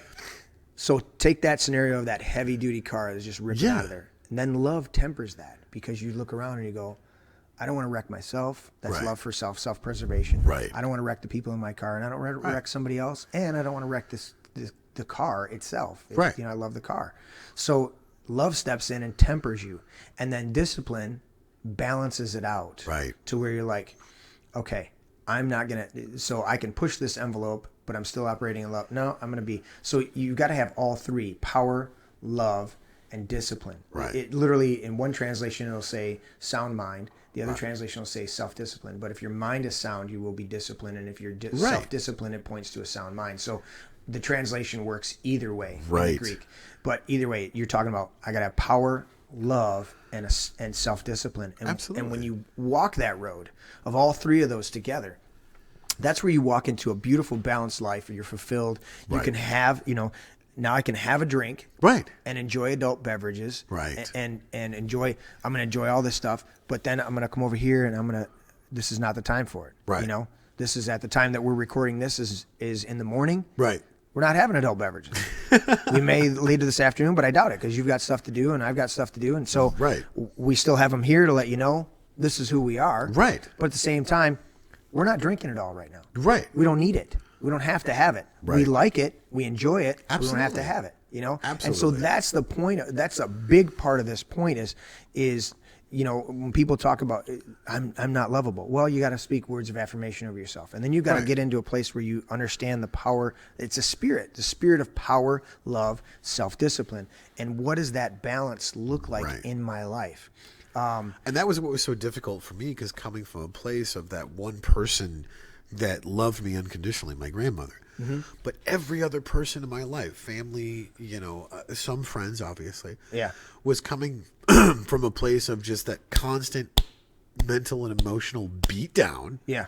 And then not including the physical and the spiritual beat down of, okay, well, obviously I'm a piece of human dumpster fire, so why? And that's so sad, because that's the unfortunate thing is that's what people do in that environment. Right. Well, it doesn't matter, positive or negative. Right.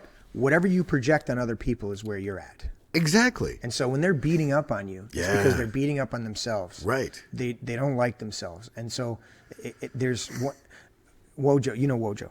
Woj. My drummer, and he's I knew him hockey first. That's our friendship. Yeah. I skated with Jimmy and Wojo for a couple of years, and then we found out we were all musicians, and we ended up getting together. And so, but Wojo, I skated with him and I'm getting to know him, and and he just went on the ice. He just, motherfucker, stupid. And I'm like, and then I realized, I'm like, he's predominantly yelling at himself. Right. He's, he's, because I'm thinking, dude, lay off everybody. You're pretty rude. You're right. And I realized, wait, he's not talking to anybody but himself. you're talking to you. Right. And so I started teasing him about that. Right. I'm like, you know what, dude? I used to think that you were. I'm like, ease up on yourself, bro. Right. You're being a little too harsh on yourself. Right. He's like, but that pass was shitty, man.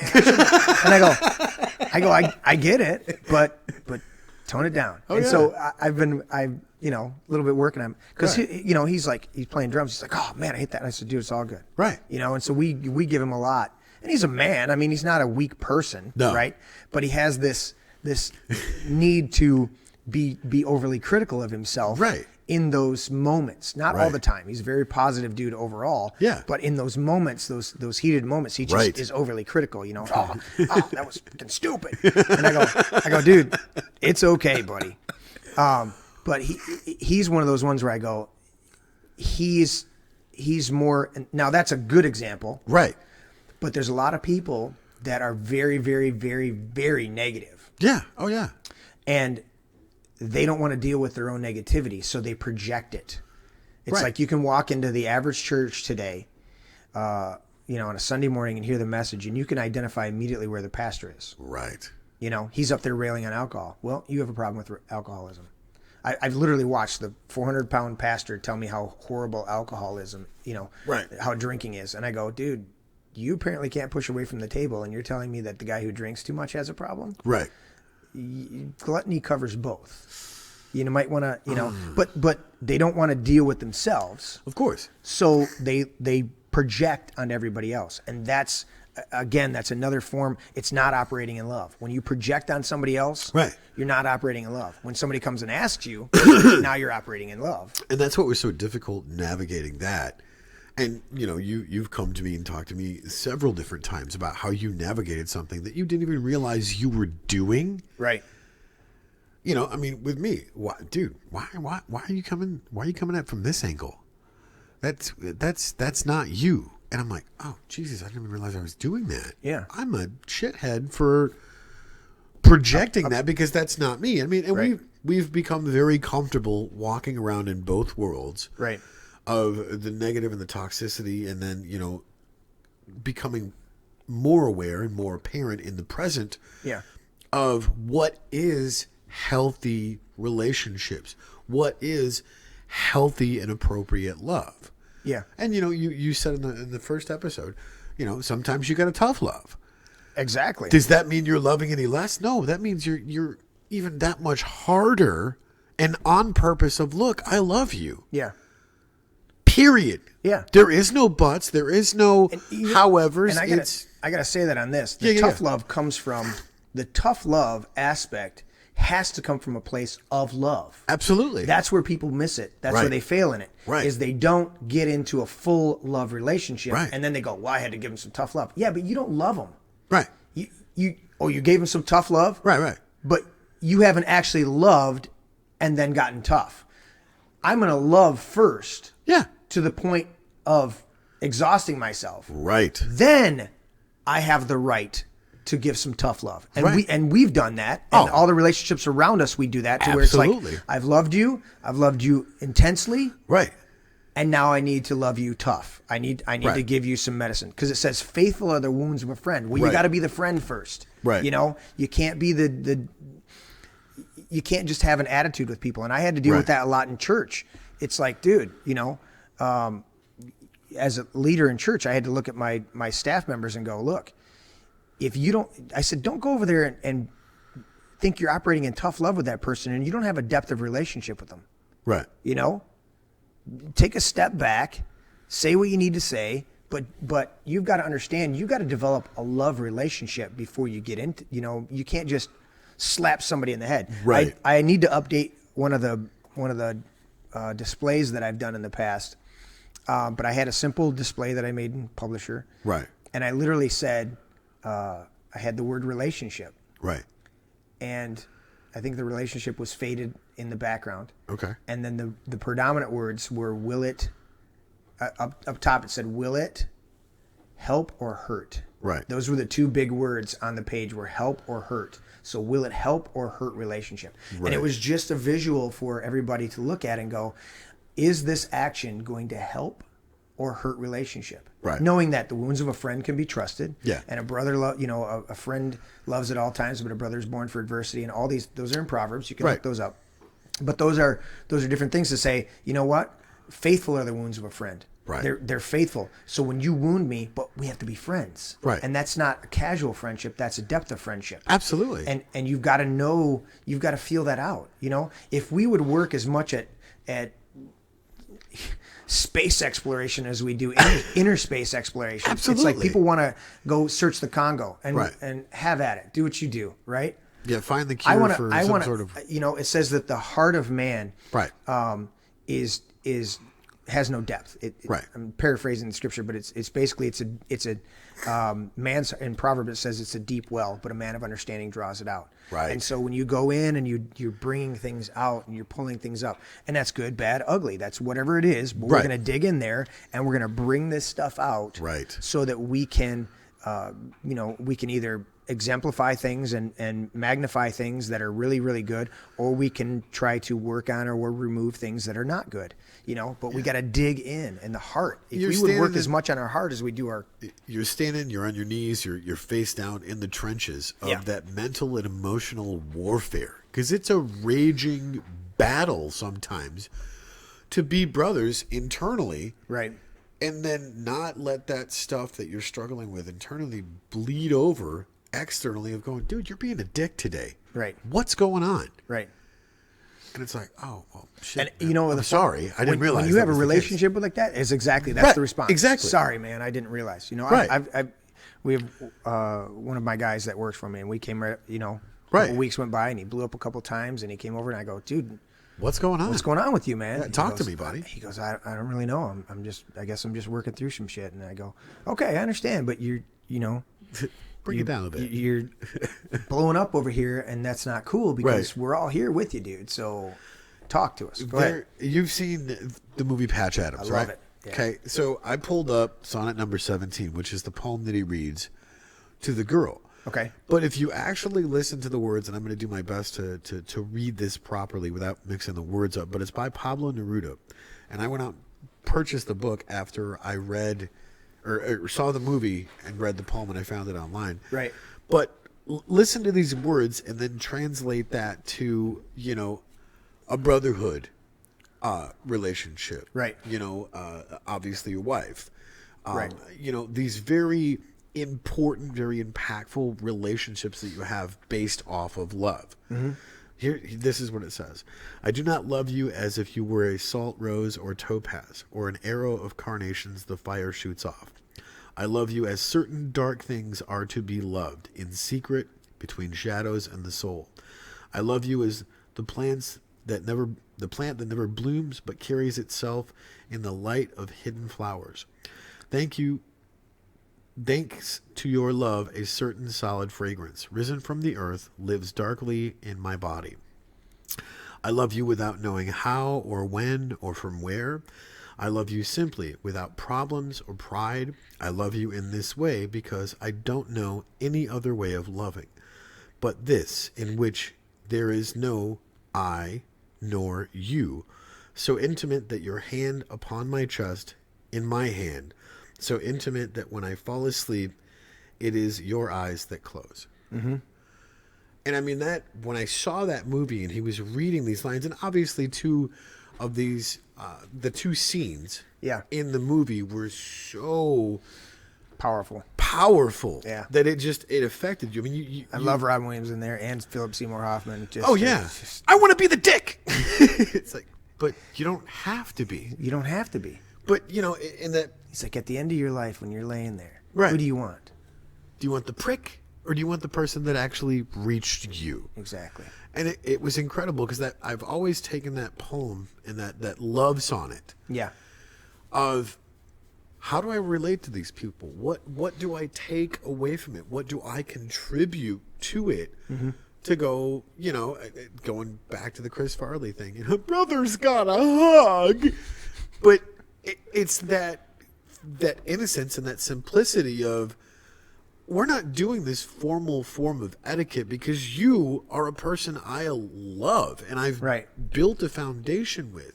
And yes, there was a little bit of confliction in various different parts of our relationship. But we have earned the right to the proverbial, I'm going to step on your nuts and call you out on something. Right. To where I'm going to hug you, I'm going to cry on you. Right. Because this is exactly what we're experiencing together. It's a give.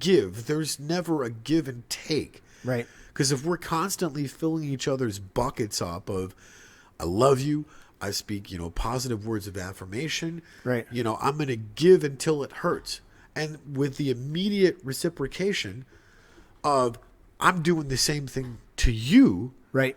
Both of our buckets are always full. So you're constantly giving out of the abundance, the overflowing aspects of, there's a lot of love in here, man. Right.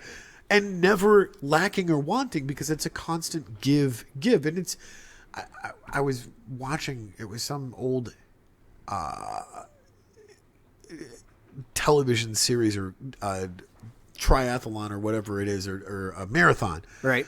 On raising money. And they brought this crazy old southern backwoods pastor that come in, and he's like, give me your money. I dare you to outgive God. And I'm going, what? No, that's not. God doesn't need your money. Right.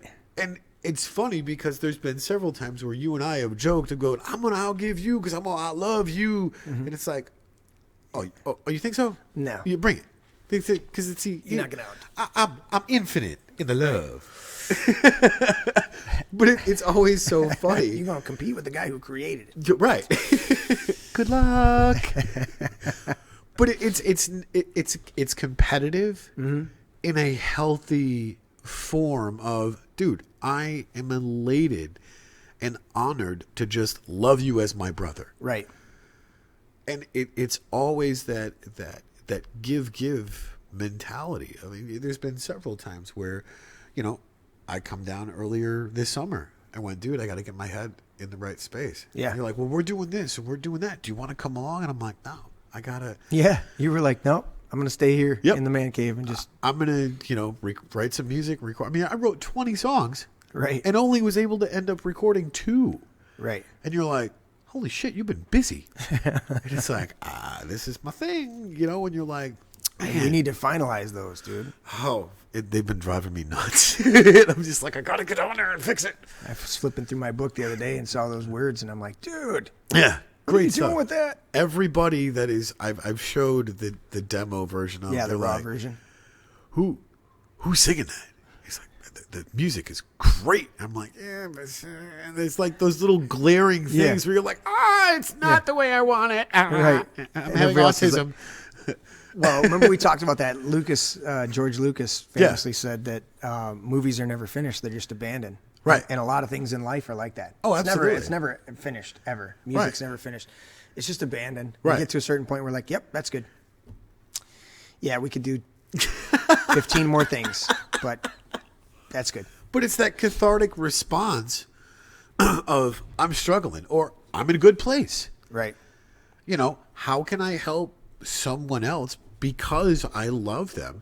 And exploring all of those facets and rabbit trails, like I said, respectfully, right, of going, hey, is there anything I can do to help? I mean, how many times have we sat at this, very spot, not the physical, the actual long bar? Well, no, I mean this place where we're volleying stuff back and forth and going, hey man, let me pour into you for a minute. Not because you've done something for me, not because, you owe me or I owe you. Right. It's, I'm just going to pour into you for a minute. Yeah. I love you and I just want to do this. Right. Yeah. And when you're not at that place, when you're still navigating those, okay, am I really depressed or am I just surrounded by assholes? Right. The fact that you have to ask that question means you're probably not in a good place. And don't let that fear, don't let that inhibition. Yeah. Because you're stuck in a place, and well merited, marriages, relationships, friendships that you've had for 30 some years. Mm-hmm. And then when you finally get to a point where you're like, this is not.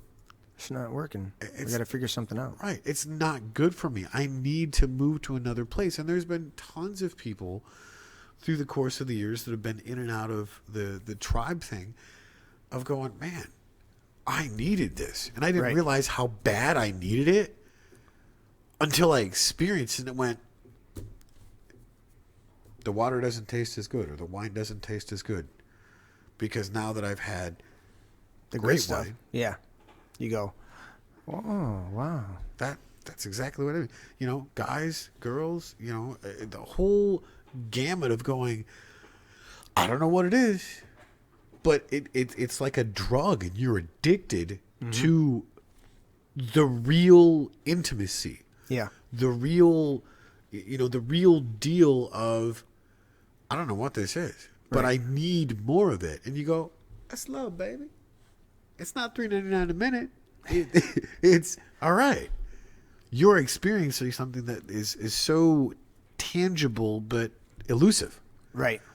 You know, it's funny. I look at a lot of the sayings through the course of history of how we established this great nation of life, liberty, and the pursuit of happiness. These are all God-given things. Absolutely. I've always played around with the words of life, liberty, and the pursuit of love because it's ever eluding. But yet you know exactly when you have an experience of what true love is. And it's not this fairy tale crap. Right. There's a legitimacy of going, I know what it feels like when I'm loved. Yeah, absolutely. I know when I'm in a healthy environment and I'm being able to experience it and then give it away. Right. And that's an incredible feeling coming from, you know, some of the deficits that you and I have grown up with and the fallacies of, no, this is love. Right. Are you sure? Is that love? And then experiencing it firsthand and going, all right, dude, I know nobody else is asking this question, but did you experience this? And did they tell you this, you know, it's the facade that was packaged as this is love. And you're like, wait a minute, what? No, I experienced that, but yeah, I'm talking to you because I mean, you know, you and I are all right. Right. You know, and if you ask somebody else, I'm like, duh, stupid, I knew that. And you're like, but you said something similar, and I couldn't come to you. Right. You're like, well, that's not love. Well, duh. It's $3.99 a minute. It's not love. Right. It's, hey, I'm going to laugh with you. I'm going to hug on you. I'm going to cry with you. We're going to go through some shit together. Right. To experience this. Don't be afraid to get out there mentally and emotionally. And do it. Go through the trenches. Right. I mean, what's that saying that you've heard so many veterans of going, there's no atheists in a foxhole. Exactly. Yeah. And yet your brothers in literal arms of, you got my back on my watch. Absolutely. I got your back on my watch. Yep. You know, and it's one of those things where those guys are touring for what, 2-3 years? Mm-hmm. And they come back and it's a lifelong relationship that went on that foxhole. Because they've been through the trenches together. Right. And, you know, sometimes... I mean, we've watched Band of Brothers. I mean... Oh, dude, Fury... My kids grew up on Band of Brothers. Right. So much so that my sons bought me the deluxe Blu-ray box set. Nice. At one point for, you know, birth or present, it was Christmas or birthday or something like that. Right. So I have the deluxe Blu-ray, and then they bought me the Pacific, which is the alternate theater. And Al has them both right now. I'm like, what movies do you have? He's like, I got this one. I got your Band of Brothers. Yeah. You know, but that Band of Brothers specifically was about that Band of Brothers, those guys Absolutely. who were together. And it's amazing when you watch that how hostile they are to new recruits because and you think, wow, those guys are, you know, somebody from the outside could think that they're not loving at all, that they're not, you know, good people. Right. No, they're so close to their circle. Right. That when somebody else comes into the circle, they've seen this other guy get killed and this guy get killed and this guy get killed. And they're like, you know what? I'd rather just be a dick to you and not get close to you because you may not last. Right. And if I get close to you and I love you You know, how many... Well, here's the thing about Band of Brothers. How many of the ones have you watched behind the scenes with the actual veterans? Yeah. They can barely get through an interview without tearing up several times. Oh, yeah. You know, because it's like, you know, he's like, I don't know why I came back. Raw and real. Yeah. He's like, why did I come back and my buddies didn't? You know. When we watched Theory down here for the first time. Oh, yeah. Yeah, go clean them brains out of the seat there. And the kid's like, and yet... these guys served, and it was a compilation of stories. It wasn't an exact right. But when you look at the dialogues and the different dramatic parts that are weaved in and out of this movie, you know, they served in the blood and the shit and the tears and the anger, and you know, the extremes of those types of situations. To where, I'm not going to ruin the end of the movie if you haven't seen it, but by the end of the movie, you're just like, I don't know why I'm crying, but this is amazing and why. And like all of us, there's some serious man tears being, I got you, brother, yes. And it was incredible. I did hit you double. Yeah. I did do Dunkirk and then Fury then Dunkirk. You son of a bitch. So we're going to put it on the big screen and we're going to have a good time. Oh, yeah. Here's your tissues and your popcorn. But it was great to experience that. And, you know, I've never been able to serve in the military. But I have so much respect and admiration for those people that were able to do something that I was not able to do. Right. And, you know, I come from a family of a long list of people that served in the military. My grandfather was General Patton's right-hand man for getting sensitive ham radio stuff. Are you tied to the Bradley, the tank? Yeah. But not on the Bradley side. Right. It's through another connection in my family genealogy. Because, I mean, that's the... Yeah. Yeah. That's crazy. I'm going, wait a minute. My grandfather was in the trenches with General Patton behind enemy lines and doing all this stuff. Are you serious right now? Mm-hmm. And the funny part about it is he gets out. He's overqualified. Yeah. I mean, he's sending stuff with frequency inhibitors and all this other crazy stuff that is, you know, time sensitive. Right. Information back to Washington, D.C. over a ham radio.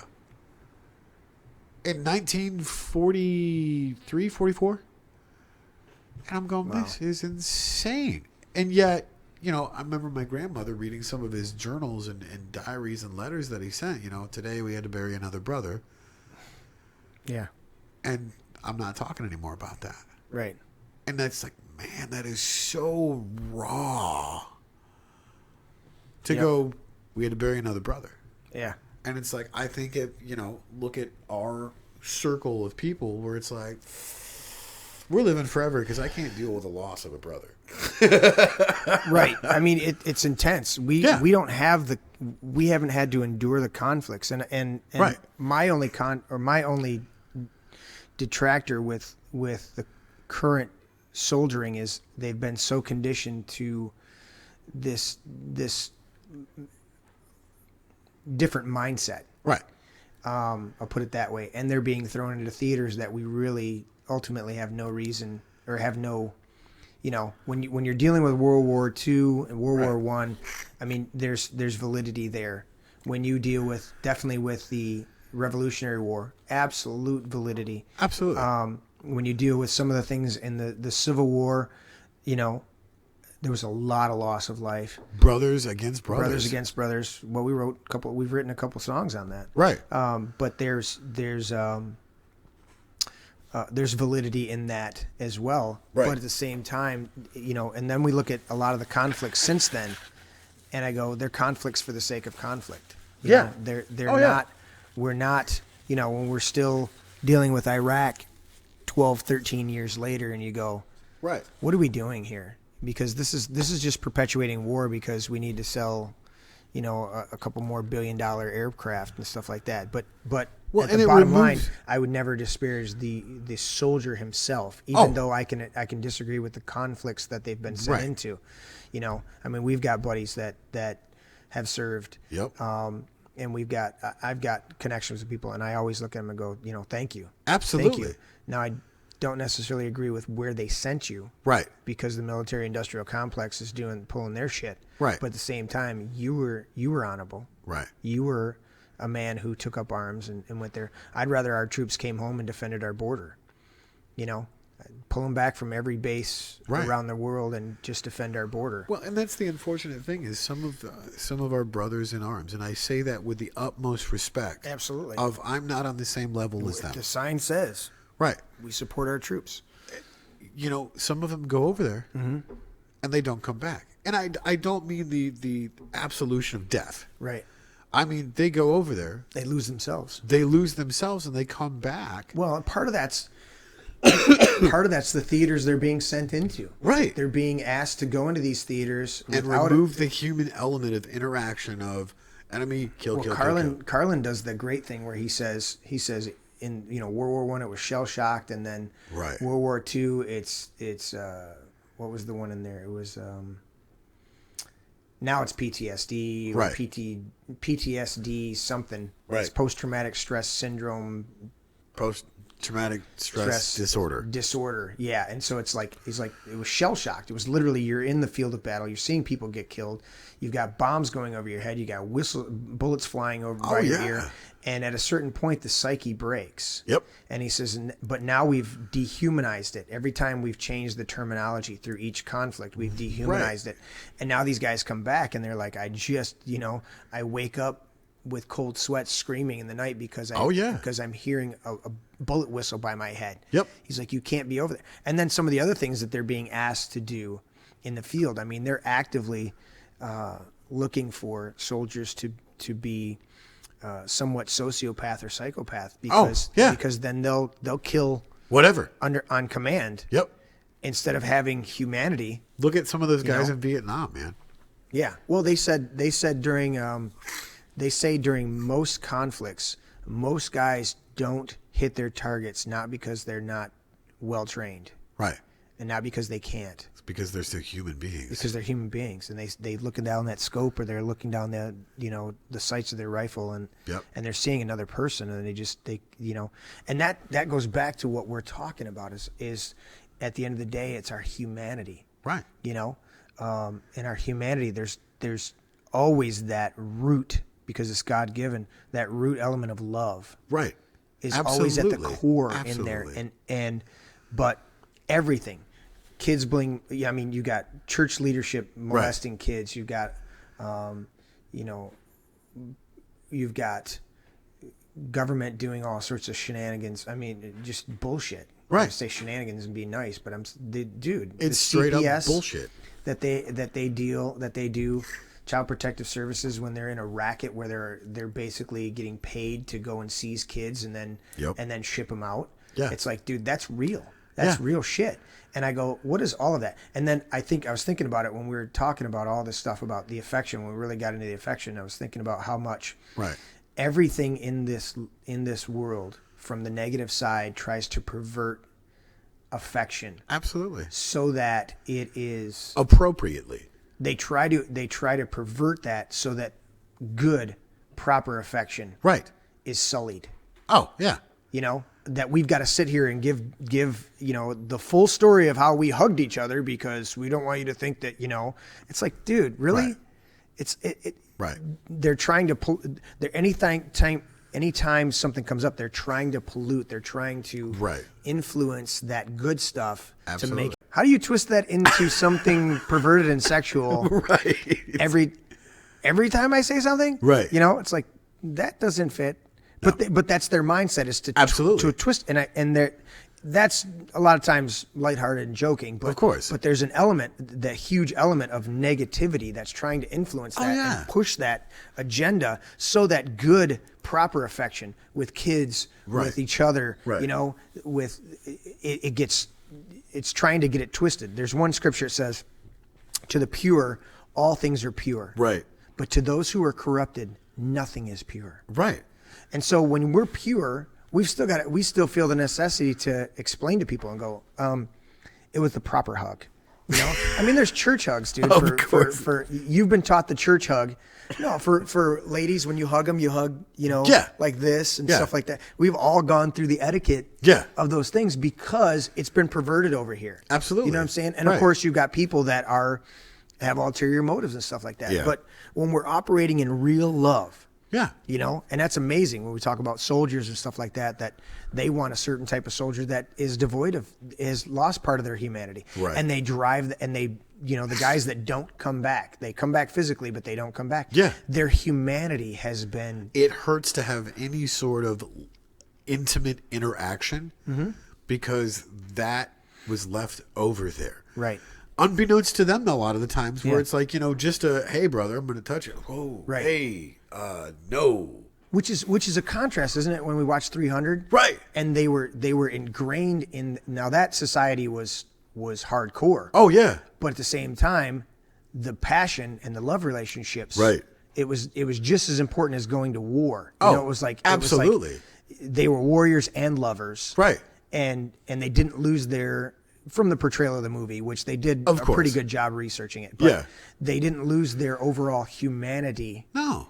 In that endeavor, whereas that's what they want. That's why, they want people to lose their humanity because they know at the end of the day, if they can get the humanity out of there, and by that we mean the love, we need, the real connection with people. If they can get rid of, I think of the armistice, dude. I always go back to the armistice, not the armistice, the Christmas truce. Yeah. That always amazes me. And it never happened again because the higher ups were like, you will never do that again. Right. But literally, look that up. DuckDuckGo or Start Page or one of the other good ones that don't track you. And I do it on my phone. I do the history of the day. Yeah. So when every Christmas, if I'm reading my history, it comes up and I read that article again just to remind me. But literally during World War I, during the first year of the conflict, Christmas came around and everybody, all the soldiers in the field stopped shooting at each other. Right. And then they heard each other singing Christmas carols in their foxholes. Right. And one or two guys ventured up out of their foxholes. Right. And they crossed no man's land where everybody was dying. Right. Crossed these fields and they were exchanging gifts. They were giving each other, here's some chocolate or here's some cigarettes or here's whatever. Right. And they're exchanging it. And there's an account that they even got into a soccer game. Yeah. And they played soccer. Absolutely. And these are guys that are trying to kill each other. Well, supposed to be trying to kill each other. But obviously they still had their humanity. Of course. And they did this whole truce. They call it the Christmas truce. Right. And then, shortly thereafter, everybody went back to their foxholes and then they resumed trying to kill each other. And you go, that is really fucked up, man. I mean, it's an awesome story, but the fact that, and it never happened again because the higher ups, the generals and those in charge came down and said, if you ever do that again, we'll court-martial you, we'll execute you. That's unacceptable. You don't fraternize with the enemy. And they're like, dude, but they're human beings. They're human beings, and they're singing Silent Night, Holy Night in German, and we're singing it in English. Right. But the melody's still the same, buddy, and the root words are still the same. Right. It's amazing when we look at it from those perspectives. So I think this whole subject is going to have to go into a part 3. Well, absolutely. I've got some additional notes, so we're going to do that. And, we're going to get into that in the next part. Again, as you see the links going up and we work on all the details, like, share, and subscribe. If you've enjoyed this, I want to hear your comments. If you didn't enjoy this, I'd ask that you just move on. Appreciate that. Hit the notification bell so when we go live, you'll see all of the live notifications. Absolutely. And we're working on all the details. If I waited until everything was perfect, I would never do the show. So we had to just jump in both feet. And so this is probably going to be posted on HFTC as well as This Is My Brain because this one's pre-recorded. Yeah. And we'll throw it up wherever else we need, all the other platforms. We got to work on the Facebook site. We got to do all that stuff. So thank you once again for joining us. This has been My Brain. He's the earwig in my brain. I'm Jeremy Scott Gibbs. This is Tony Bradley. Once again, brother, great work. Epic stuff. So with that, we're out.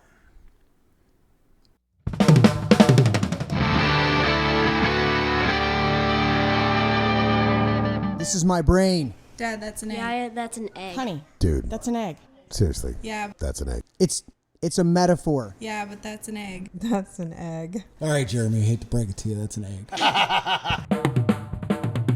I know my brain is not actually an egg, okay? It's a metaphor. Metaphor or not, that's not your brain. It's just an egg. Una cerveza para mí. My egg is my brain. It's still an egg. Can I at least have some bacon, maybe some sausage with that egg, though? Oh, I want some bacon. I don't know, man. I'm not good at this shit. I want crepes. Can Okay. I have some bacon and pancakes with that egg? I'll take it with scrambled eggs and cheese.